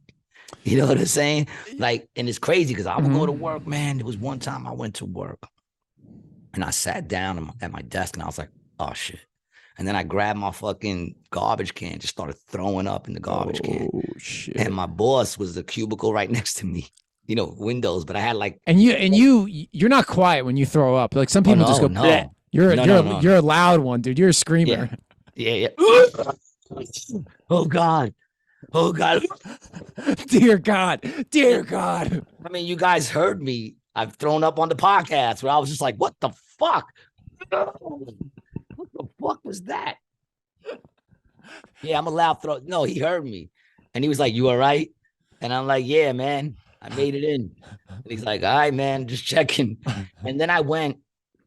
This used to be a story I told. Actually, I told this story, I think, the first time I ever performed in front of a live crowd. This is a true story. So I threw up in my garbage can. I had to go, you know, of course, rinse my mouth and brush my teeth real quick. So I go into the kitchen. I throw up in that garbage can. And then I brushed my teeth and I rinsed out. And now I'm walking out of the kitchen, right? And when I turned the corner to go back to my desk, there's this long hallway. Yeah. And I see this dude coming at me with no bottom to his mouth. He had no bottom jaw. He was like, you know, like there was no bottom jaw, just a dark black hole, right? He had no jaw. And he wasn't even like, in my head, he wasn't even walking. He was just gliding. Like just gliding across. You look like Zach Pickett. To the point where I thought to myself, no, I mean, literally, he had no bottom jaw.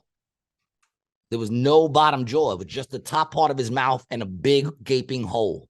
I found out afterwards it was some sort of cancer. Oh, shit. He lost the bottom of his jaw. I found that out afterwards, but I never seen this dude before in my life. And this dude is gliding toward me. And I thought in my head, did I just die in the bathroom and my spirit doesn't know? And it's walking around the office right now, getting ready to go back to work? Is that how trained I am? Because I thought I was dead. I thought I died in the kitchen. Yep. Me and the dude walked right past each other. And I go up to my man. I'm like, yo, dude, my man, Jason. I said, Jason, you seen that dude with no face? And he goes, yeah, dude, that shit was bugged. And I go, yo, I wonder what his voicemail sounds like. He said, what? And I went, it probably sounds something like this.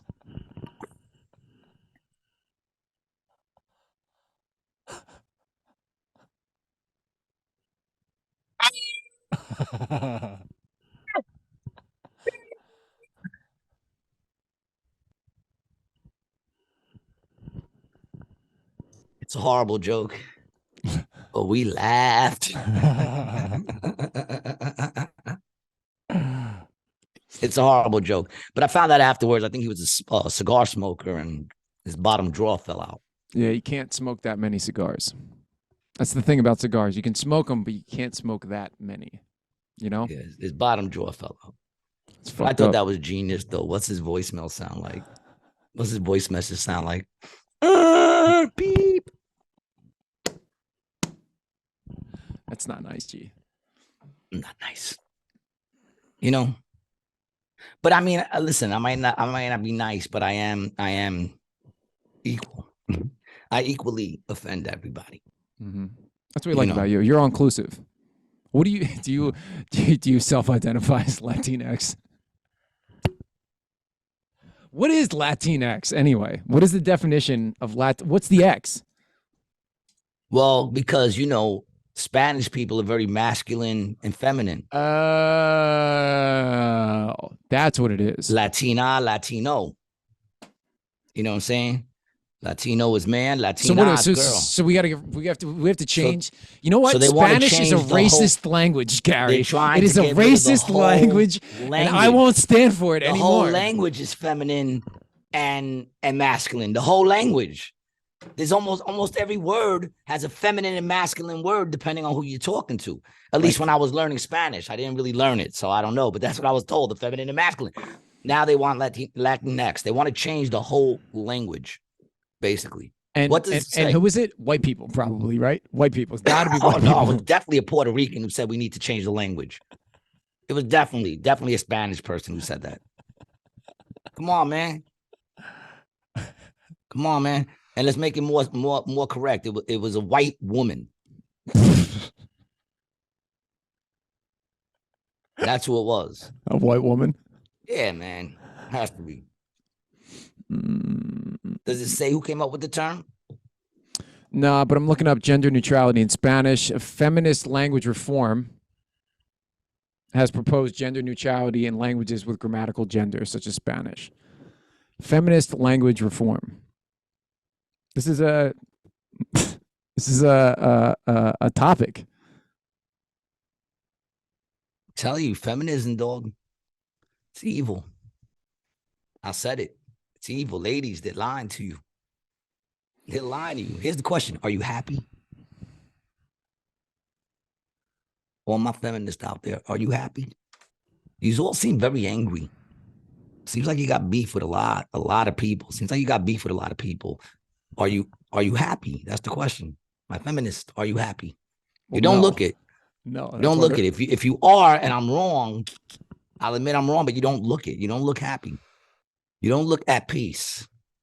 You look very angry, And I get it because it's angry, you know, you get into these conversations with people and they question you on things and you have no defense whatsoever as to why I have to, you know, go along with it. There's no defense as to why I have to go along with it. So you have no other choice but to scream and be angry, like a little child. Like a little child. They're like little children. To me, that's the most mind-boggling thing about all of this shit, is that everyone is screaming at the hilltop for inclusivity, but you have to agree with them. It's the exact opposite of what a liberal is supposed to be, bro. Dude, it's insane. Like, okay, I have a couple of older men in my life who are old school, hardcore 1960s liberals, right? My uncle being one of them, right? Like my uncle, you know, started going to college like 1972, you know, a very anti-Vietnam War, but the dude knows his shit. You know, when I have a conversation with him about any of this stuff, it's fucking fact-based, and the dude is on his money. A good friend of mine, my buddy, his father, marched with Dr. King, bro, in the 60s in Washington, right? Like hardcore 60s liberal. They're not on board with any of this fucking bullshit, bro. No, man. I mean, and if you look at what it is, it's like, I was trying to look for this video just now. I think I sent it to you where it talks about the difference between liberals and Republicans. Where it says if Republicans don't like a show, they don't watch it. If liberals don't like a show, they want to cancel it. You know, if Republicans, you know, like don't believe in guns, they don't buy one. If Democrats don't believe in guns, they want to take everyone's guns away from them. You know what I'm saying? If like it's all that, it's always the extreme, because they think they're doing it for the greater good, and that's the biggest lie that the Democratic Party has taught them. It's narcissism, and it's you gotta do it my way. You need, and this is the thing, we've talked about this time and time again on the show. Stop looking at things through this narrow field of fucking vision. You need to open wide and see the effects that all of these things have cascading down throughout the world. You know? I mean, yeah. Come on. You know, it's like they open your third eye, people. It's what I used to say. Open it up. It's what I used to say when I say people talk about they want everyone to be accepted, right? But they have no toleration for stupid people. You know, and it shows because they'll hate someone who hates. And right, like you'll hate a group that hates. I'm not going to say the name of the groups because then all of a sudden it says Gary likes those groups. But we'll hate a group that hates us or hates a certain group of people. We'll hate them. We have no tolerance for that. But that's ignorance. I think I just fucking smacked that shit and it lived. That's ignorance. Obviously, those people are ignorant. Was it a bug? It was a little gnat that I haven't seen one in weeks, and all of a sudden now one's flying around. You know what I'm saying? Like, in other words, those people are ignorant. If you don't like a group of people because of the people you might have come in contact with, or because people tell you you're not supposed to like that group of people, if you don't understand that all groups of people suck, and in all sucky groups of people, they got good people, that if you deal with people individually, you realize that there's good people everywhere in this world, you know, like no matter what you are, where you're from, you know, everyone got good people. Everyone got assholes, every nationality, every country, every group, every organization, everything. Good people and bad people. And if you deal with people individually, then you'll realize that, you know, then you can't hate a group.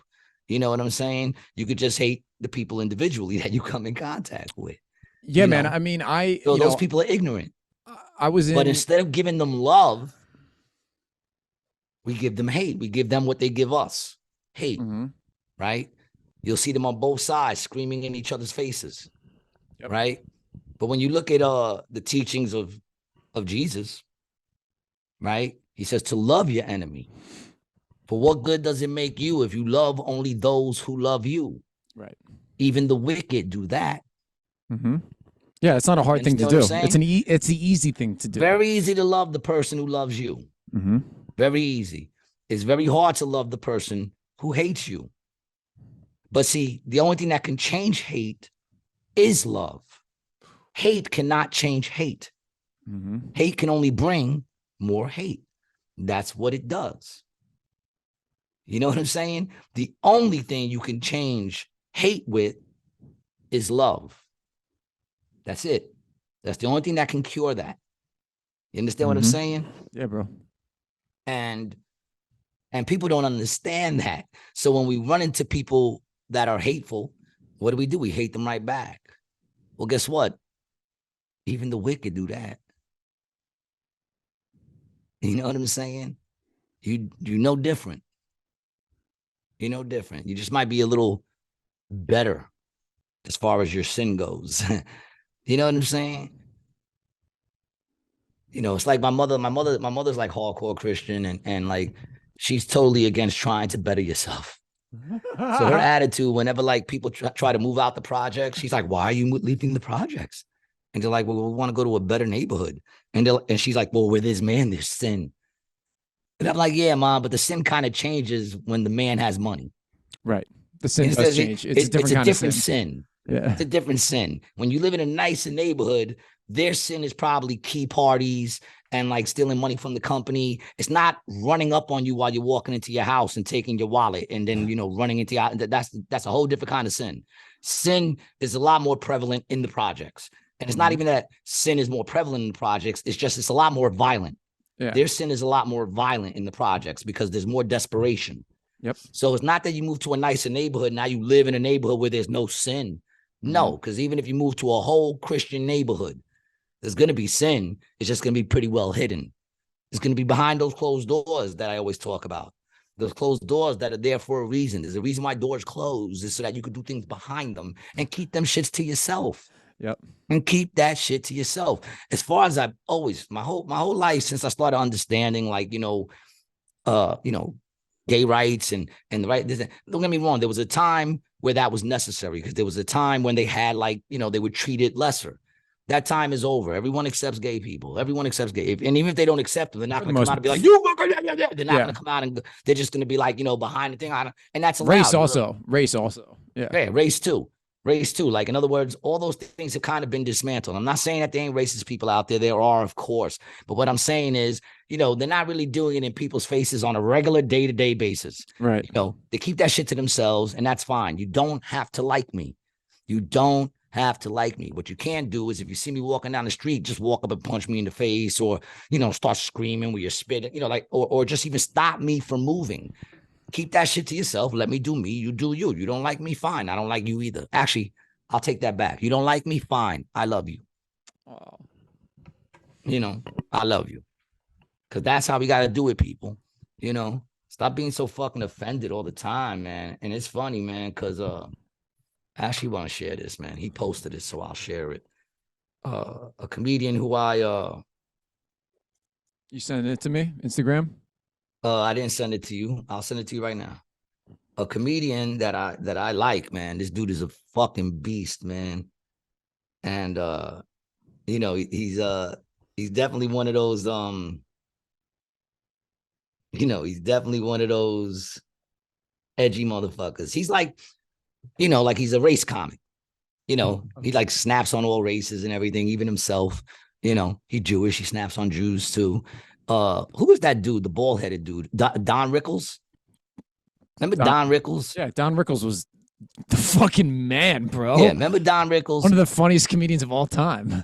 Exactly. Now, actually, bring up a Don Rickles before we go to what I just sent you. Bring up a Don Rickles clip real quick, in case some people don't know who Don Rickles is. In fact, this might actually get us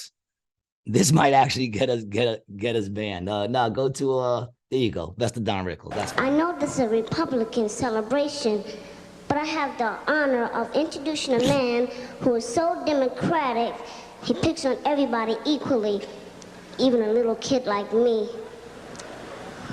Mr. Don Rickles. What a great opening.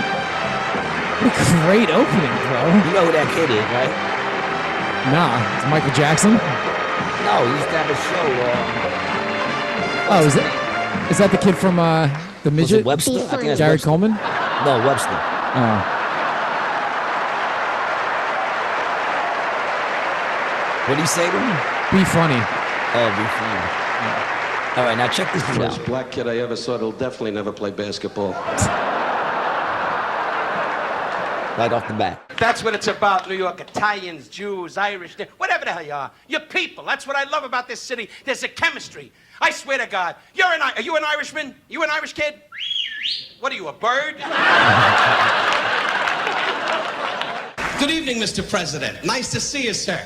And your lovely wife, Nancy. It's a big treat for me to fly all the way from California to be here for this kind of money.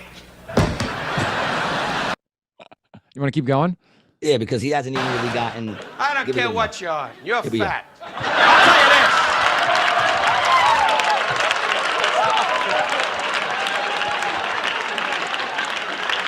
this. And I love the black people. We need you people, I swear, because no Jew's gonna make up a train.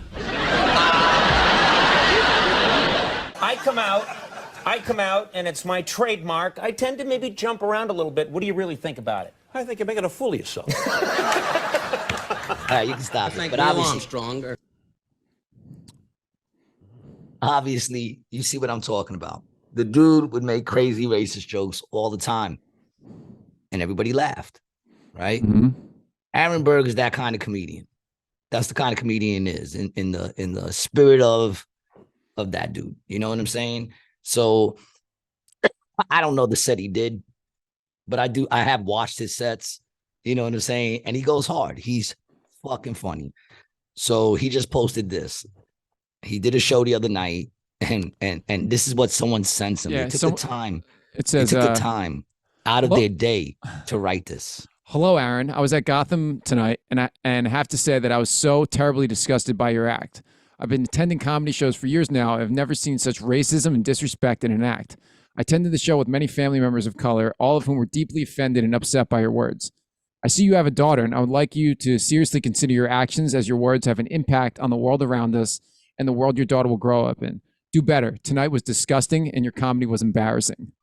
Now scroll down to his reply to that. No, not there. Oh, it's on his page? No, yeah. Just scroll. No, there's no reply.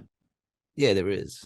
For some reason, the way it's coming up on yours isn't, but I'll tell you his reply on the thing. There's Aaron, my dog. That's my dog. He wrote, maybe it's not me that needs to change. See, I want to teach my kid the power of laughter and joy, not the power of being offended on the behalf of others. Yeah, where are you seeing that? How about you do better? Right on his page. Can you send it to me? You're seeing the page different. Oh, yeah. Hold on. There you go. There it is right there. No, this is what he sent to her, or she sent to him. No. If you look to the right, there's his comment. Maybe it's not me that needs to change. See, I want to teach my kid the powers of laughter and joy, not the power of being offended on the behalf of others. How about you do better? I'll be at Toronto. Yucks, December 16, 17. My dog. But you know, that goes to show you right there, like why go to a comedy show if you think that people making jokes about racist or racism is actually racism? Were people laughing? Yeah, then it was a joke. This is really funny. I just want to bring this up on his page. Go bring up a clip of my man. Let's check out his shit. I'm sure he's got a clip up there. I love him, man. He is a beast. And when I first started doing comedy, I used to always wind up like behind I want to fuck my wife's feet, but she's not into it. So what I do is I wait for her to fall asleep, and then I fuck her feet. And if she wakes up, I just yell, "I'm shoes," and I run out of the room.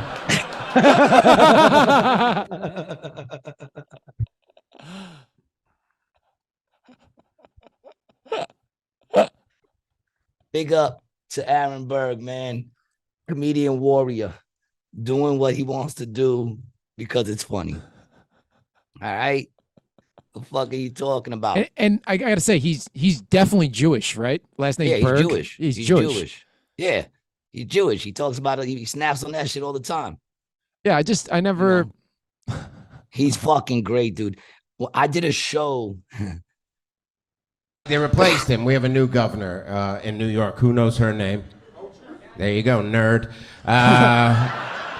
Kathy Hochul, that's her name. She took his job. Not an easy job to take. Cuomo was a rock star here in New York. For you, every woman in here, year and a half ago, flicking their bean to his morning death counts. Do you remember that? I'm a Cuomo-sexual. You can flatten the curve, but you'll never flatten the intensity of my orgasm. What a sick fuck, bro. I love this guy. Dude, we did this show. The first time I ever did a show with him, I didn't know who he was. They're like, you never seen him? I'm like, no. They're like, yo, he's a beast, right? So it was called the show I was doing with JC Best. He produced it. It was called The Heckler Show. And they would encourage the crowd to heckle the comedians if they didn't like them, right? I did the show twice. Never got heckled once. Not even gonna lie. Never even got heckled once, right? I did the show twice, right? But what would happen is if the crowd wasn't heckling, because a lot of times the crowd would kind of be afraid to heckle. So they would heckle the comedians in the back. We would start heckling. But we're doing the show, right? We're doing the show. And every time a comedian goes up there and he doesn't get a laugh and it gets quiet, I would yell out, show us your tits, right? And and the crowd would go nuts laughing because it was a timing thing. You know, it's not the joke itself. It was the timing thing. Right. I would just be like, we'll get weirdly quiet and I would just yell, show us your tits. And of course, one fat comedian wound up showing his tits and everybody went nuts, right? So then here comes Aaron Berg. He comes up to close it out and he knows it's the Heckler Show. So out the bat, he's like, great, a fucking Heckler Show, because that's what comedians need. We need fucking people encouraged to fucking talk back at us. And before anyone could say anything, he just starts ripping into the crowd. Right. And he starts going in on his chick about being a meth head. And he's just going off on her about how she's like a meth head and she looks like a meth head. Right. And then he goes to the dude next to her. Is that your lady? And he's like, yeah. He goes, yeah, way to stick up for her. Right. But before he did that, when he started ranting on everybody, he goes, this is great. We got open micers killing it with show us your tits. Right. And I was an open micer at the time, so it wasn't even live. But the fact that he mentioned me right off the bat mean I made an impact. You know what I'm saying? Right. So he's like, this is a great show. They're encouraging you to yell at us. We got open micers killing it with show us your tits.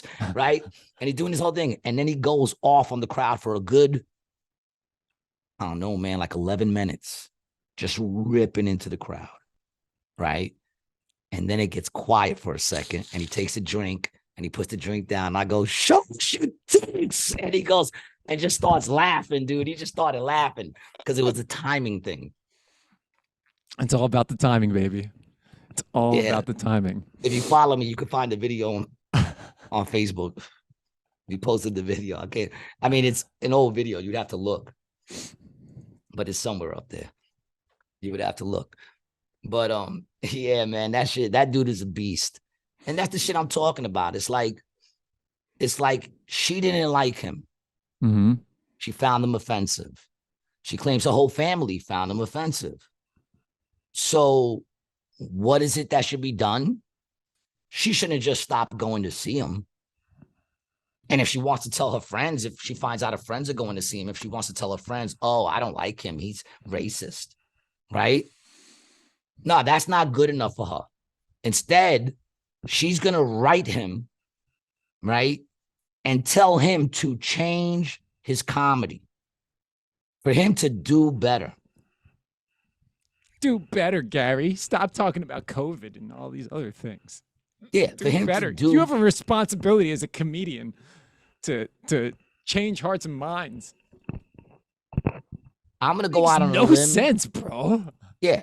In other words, I'm not just going to stop seeing I do have to say, though, she did look kind of cute from that little profile picture she had down there.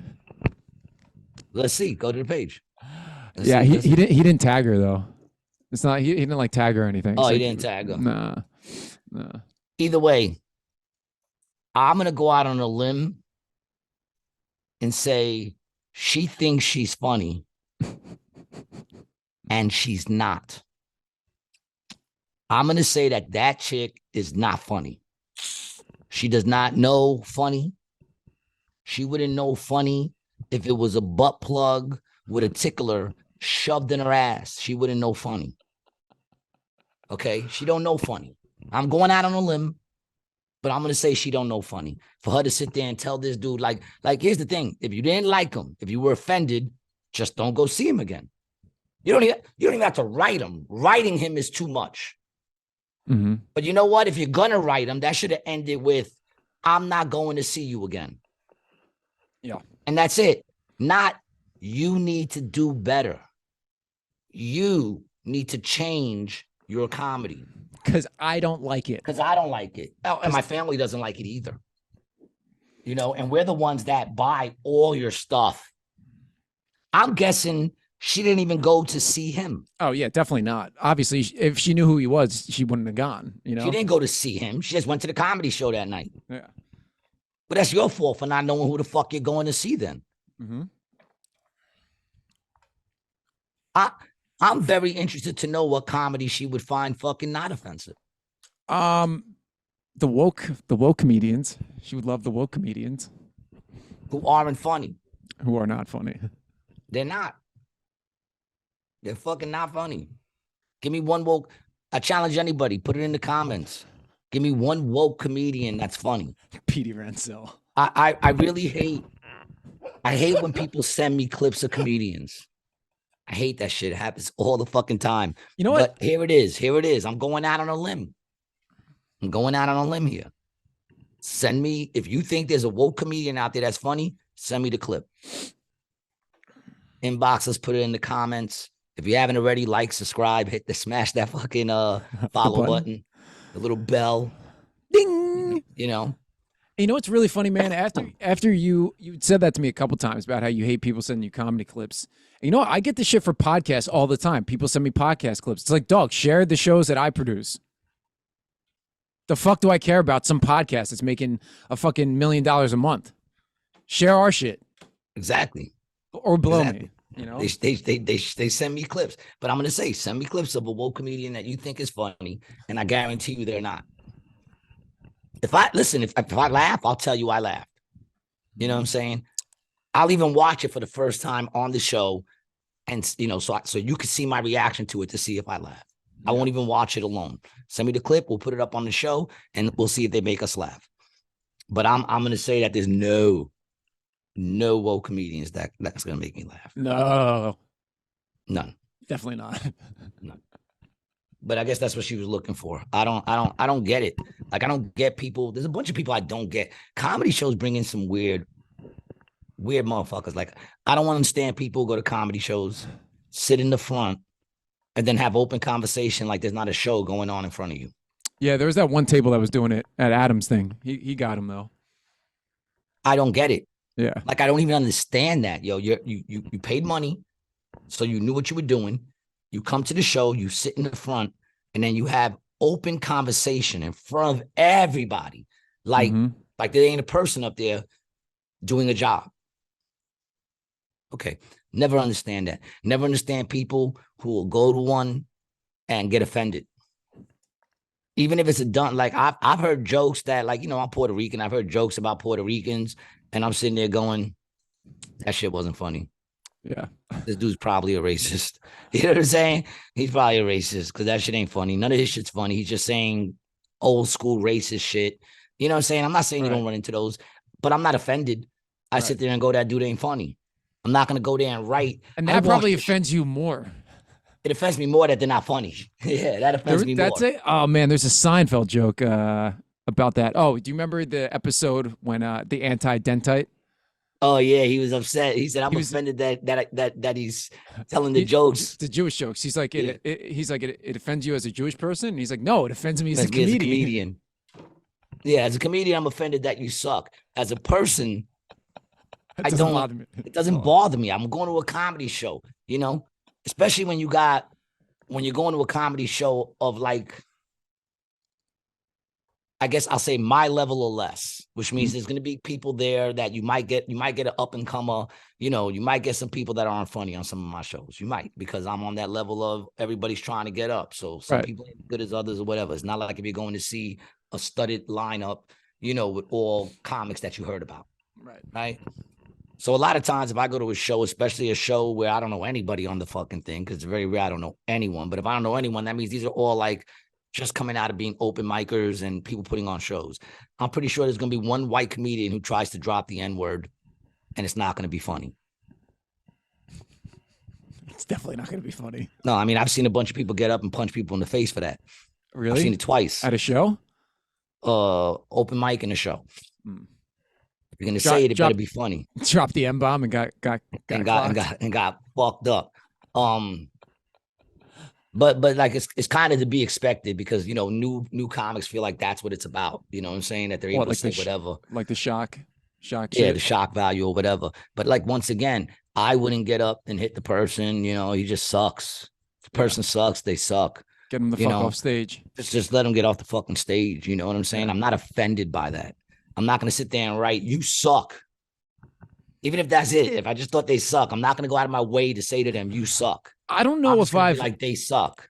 If I've ever been offended by anything anybody's ever said to me. I've been angry and mad that they said it, but I've never like been offended by their word. Like I don't even know what that means.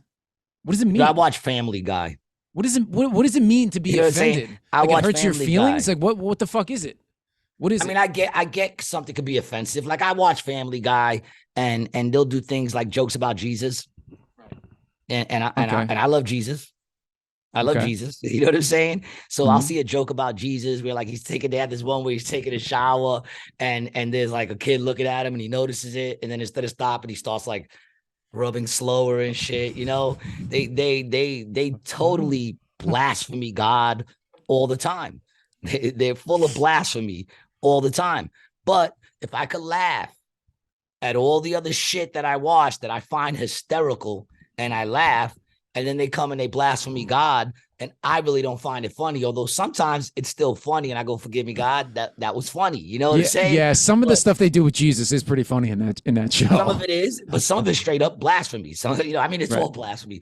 But I'm not gonna lie. I would like to think that God, who gave us a sense of humor, has a sense of humor and knows the difference of whatever. But like I'll be saying something a lot of times, I'm just like, well, it was bound to happen. I mean, they're going at everybody else. Yeah, I'm not offended by it. Yeah, it's not my kind of humor.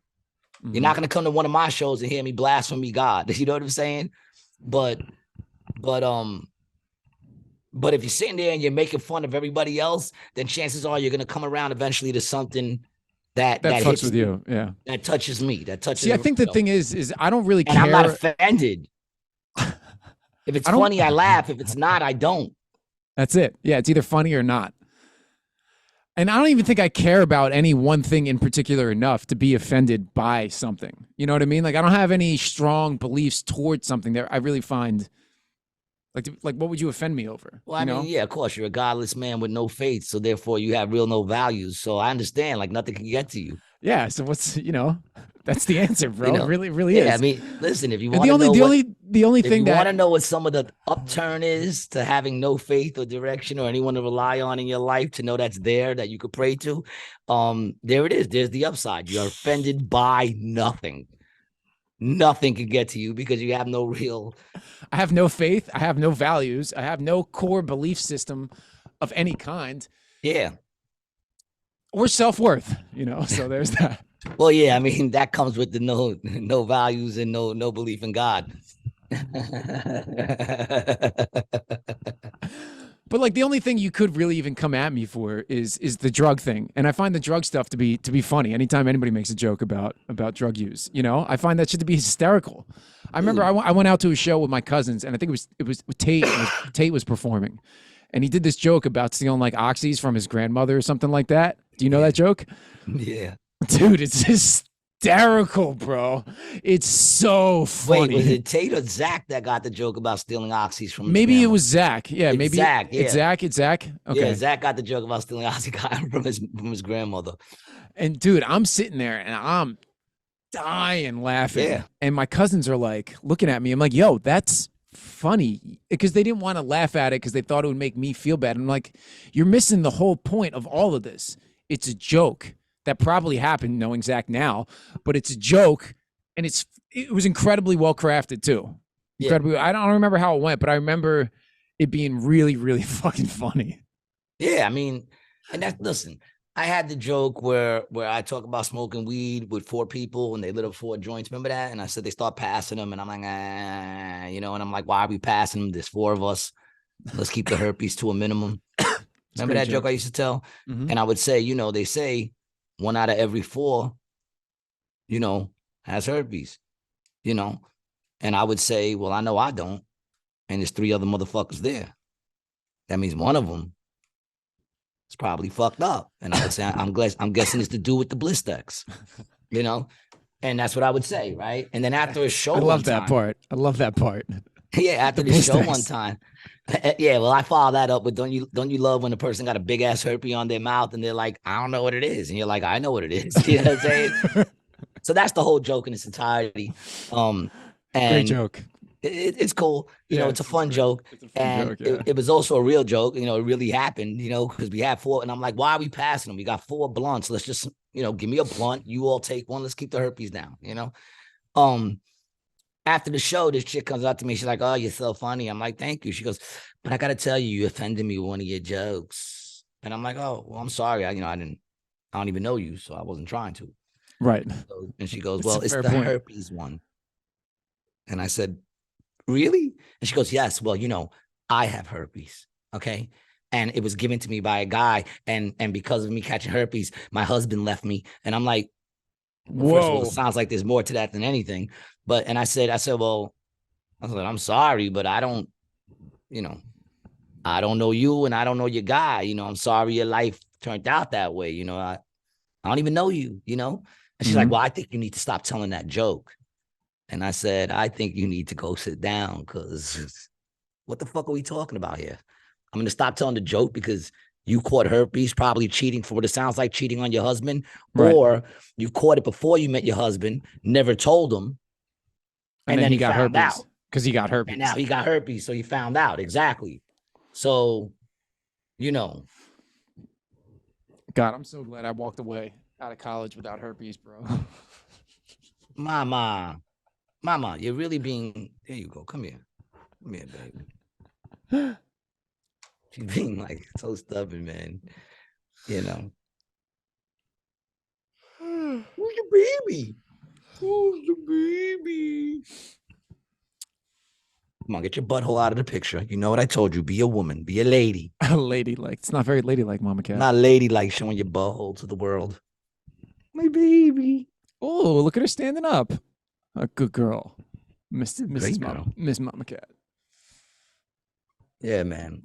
But I mean, like I said, man, and it's funny too, because like I don't even care. You know? What, like people always say, you got herpes. What don't you care about? Like, no, I mean, when it comes to comedy and people being offended. Oh. You know what I'm saying? Like people always say, oh man, it must be hard, you know, because you can't say anything now. And I'm like, who can't say anything? They're like, well, you can't say anything. Everybody, no, I can say whatever the fuck I want. And you do every time you grab the mic.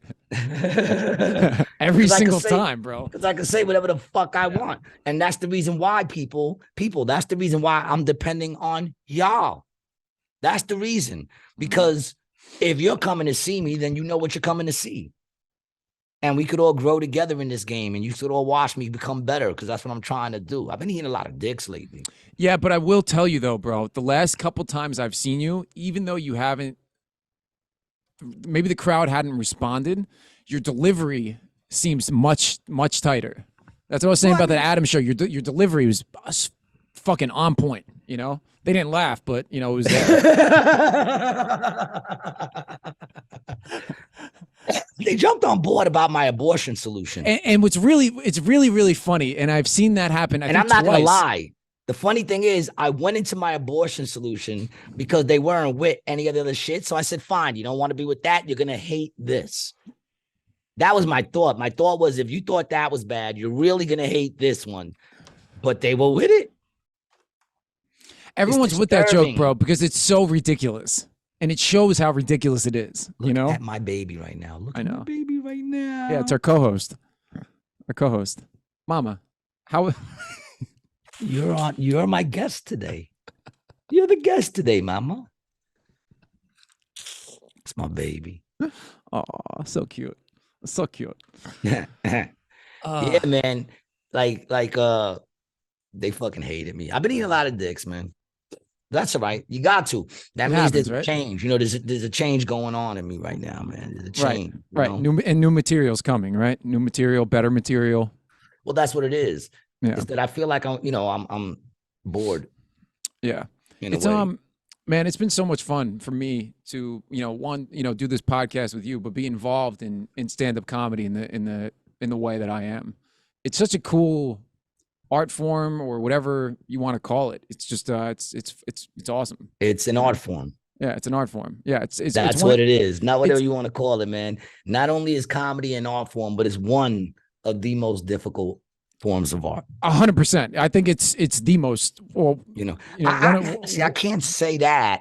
Yeah. Because writing music, I did music. Writing music is hard, man. Yeah. And creating shit it's still creating something out of nothing, which is difficult. But it's more of both do that. You know what I'm saying? Both do that. But only the comedian gets up there with nothing. Solo, bro. Solo by himself with nothing. Because you got some solo artists, they'll come up there with a guitar or something. And, that's still, you're not going to see too many blown up singers that all they do is show up for the show and sing a cappella every song they sing. Yeah. There's probably what, 10 a cappella artists like ever? Really? You're going to buy a whole album with no music? Just the person singing? No, but you'll buy an album of, Eddie Murphy talking. Right. That's true. You understand what I'm saying? So it's like you're up there completely alone. Alone, just you, your thoughts. Your thoughts is is your art. So it is to me the most difficult because when it comes to performing, all you got is you. And the interesting thing is too, to me, is that all you're doing is picking words, right? Where music, there's the sound component, the instrumentals, the cadence. But this stand-up, it's just words, and then on top of that, animations, facial expressions. Because with music, you could have shitty lyrics, right, and still have a great song, right? That everyone listens to. Perfect example is Santana, Maria Maria. Mm-hmm. The two dudes could sing. Santana's music is dope. But if you listen to those fucking lyrics, they're the dumbest fucking lyrics in the world. They're just, just throwing anything to the wall. You know what I'm saying? She reminds me of a West Side Story, growing up in Spanish Harlem, living the life just like a movie star. It's just bullshit words. It means nothing. The song itself means nothing. It's saying nothing. There's nothing of value in the lyrics of those songs, but it's a great song. Mm-hmm. Because there's other components that go into it, And as a comedian, all you got is the jokes. And it either makes you laugh or it don't. Yeah. I guess you could say there's some people that'll be like, that's not funny. But I do like the way he thought. You might have that sometimes where a person might go, it didn't make me laugh, but I do like the way the thought process, the thought process of what he was doing. That might happen. But the truth of the matter is, if a comedian doesn't make you laugh, you're not going to go see that comedian. Yeah. I think the most interesting thing to me is how the jokes get structured. I think that's the most interesting thing. Like how the words get weaved together. I think that's my favorite part. Little mama cat. That's crazy, man. All right, bro. I gotta get packing, bro. You are getting ready to go where? I'm going back to Atlanta just for the week. I'll be back on Saturday. All right. Me and my lady are gonna be packing up. Very cool, man. And moving out to the West Coast, San Francisco, the epicenter of woke, liberal, transgender, cross-dressing culture, dog. The next podcast, the first one that I do out there, if you see me in a dress on the show, people, it's over. It's over. That'll be the last episode. Fucking awesome. Staten Island, where you at, man? December 15th, over at the Whiskey Hideaway, 2645 Forest Avenue in Staten Island. You're going to have me, Ray Vasquez, and Zach Pickett doing a night of comedy fundraiser for Heart Share. And it's a fundraiser, people. The money goes to a good cause. And go check us out December 15th, 8 p.m. You can go to my page and you will see it posted. But it's so go check that out. That's coming up. If you want to follow me at Gary G. Garcia on Instagram and Facebook. Follow us at Rated G on Instagram. We're now on Rumble, people. Rumble, YouTube, iTunes, wherever the fuck, Spotify, all that shit. I don't know if are we on iTunes? Yeah, we're on iTunes. All right, there you go. Spotify, iTunes. You know, grab yourself a mug, man. It's the holiday season, man. Get yourself a Rated G mug. Give it to someone you love. All right. Give it to somebody woke. Give it to someone you love that's woke and smash them in the head with it. If you want to follow Brian, follow Brian at Brian T. Licata. No, Brian T. Licata. Brian T. Licata. Yep, Brian T. Licata. Yep. Brian, what's the T for? Tony? The T is, I don't know, man. I wish I had a good line for that. You don't. I fucked What's it up. the T for? I was going to say it's for gangsta, bitch. Yeah, okay. What's the T for? Tomato. The T stands for tomato. No, it don't, man. What's the T? What's your middle name, dog? Tomato, dude. It's BTL. It's bacon, tomato, and lettuce. It's Thomas. Thomas. It's my father's name. Thomas. Hey, listen, Thomas is a great name. Yeah. Although Thomas was also the name of my bully. Tommy. It's a noble name. Ooh, I remember you. Thomas. So Brian T. Licata. Yep. Brian T. Licata on Instagram. Yep. Check it out. If you haven't yet, subscribe, like, all that good shit, man. And once again, man, grab a fucking mug. I mean it when I say it, man, guys. You were the ones I'm depending on. Everyone says I'm stupid. I don't think I'm stupid. Obviously, Brian doesn't think I'm stupid because he's rolling with me as well. Well, it doesn't mean I don't think you're stupid, bro. It just means I like you. I stand corrected. But I guess what? I don't think I'm stupid. I think you guys can get me where I want to go, which is just basically to shows that you show up to and get enough money to live. That's all. And we're doing that. And we're doing that. Big up to our guest today, Mama Cat, who came out. There she is. Who came out to show her love and support throughout the show. And once again, thank y'all for listening, man. This is another episode of Rated G. Peace.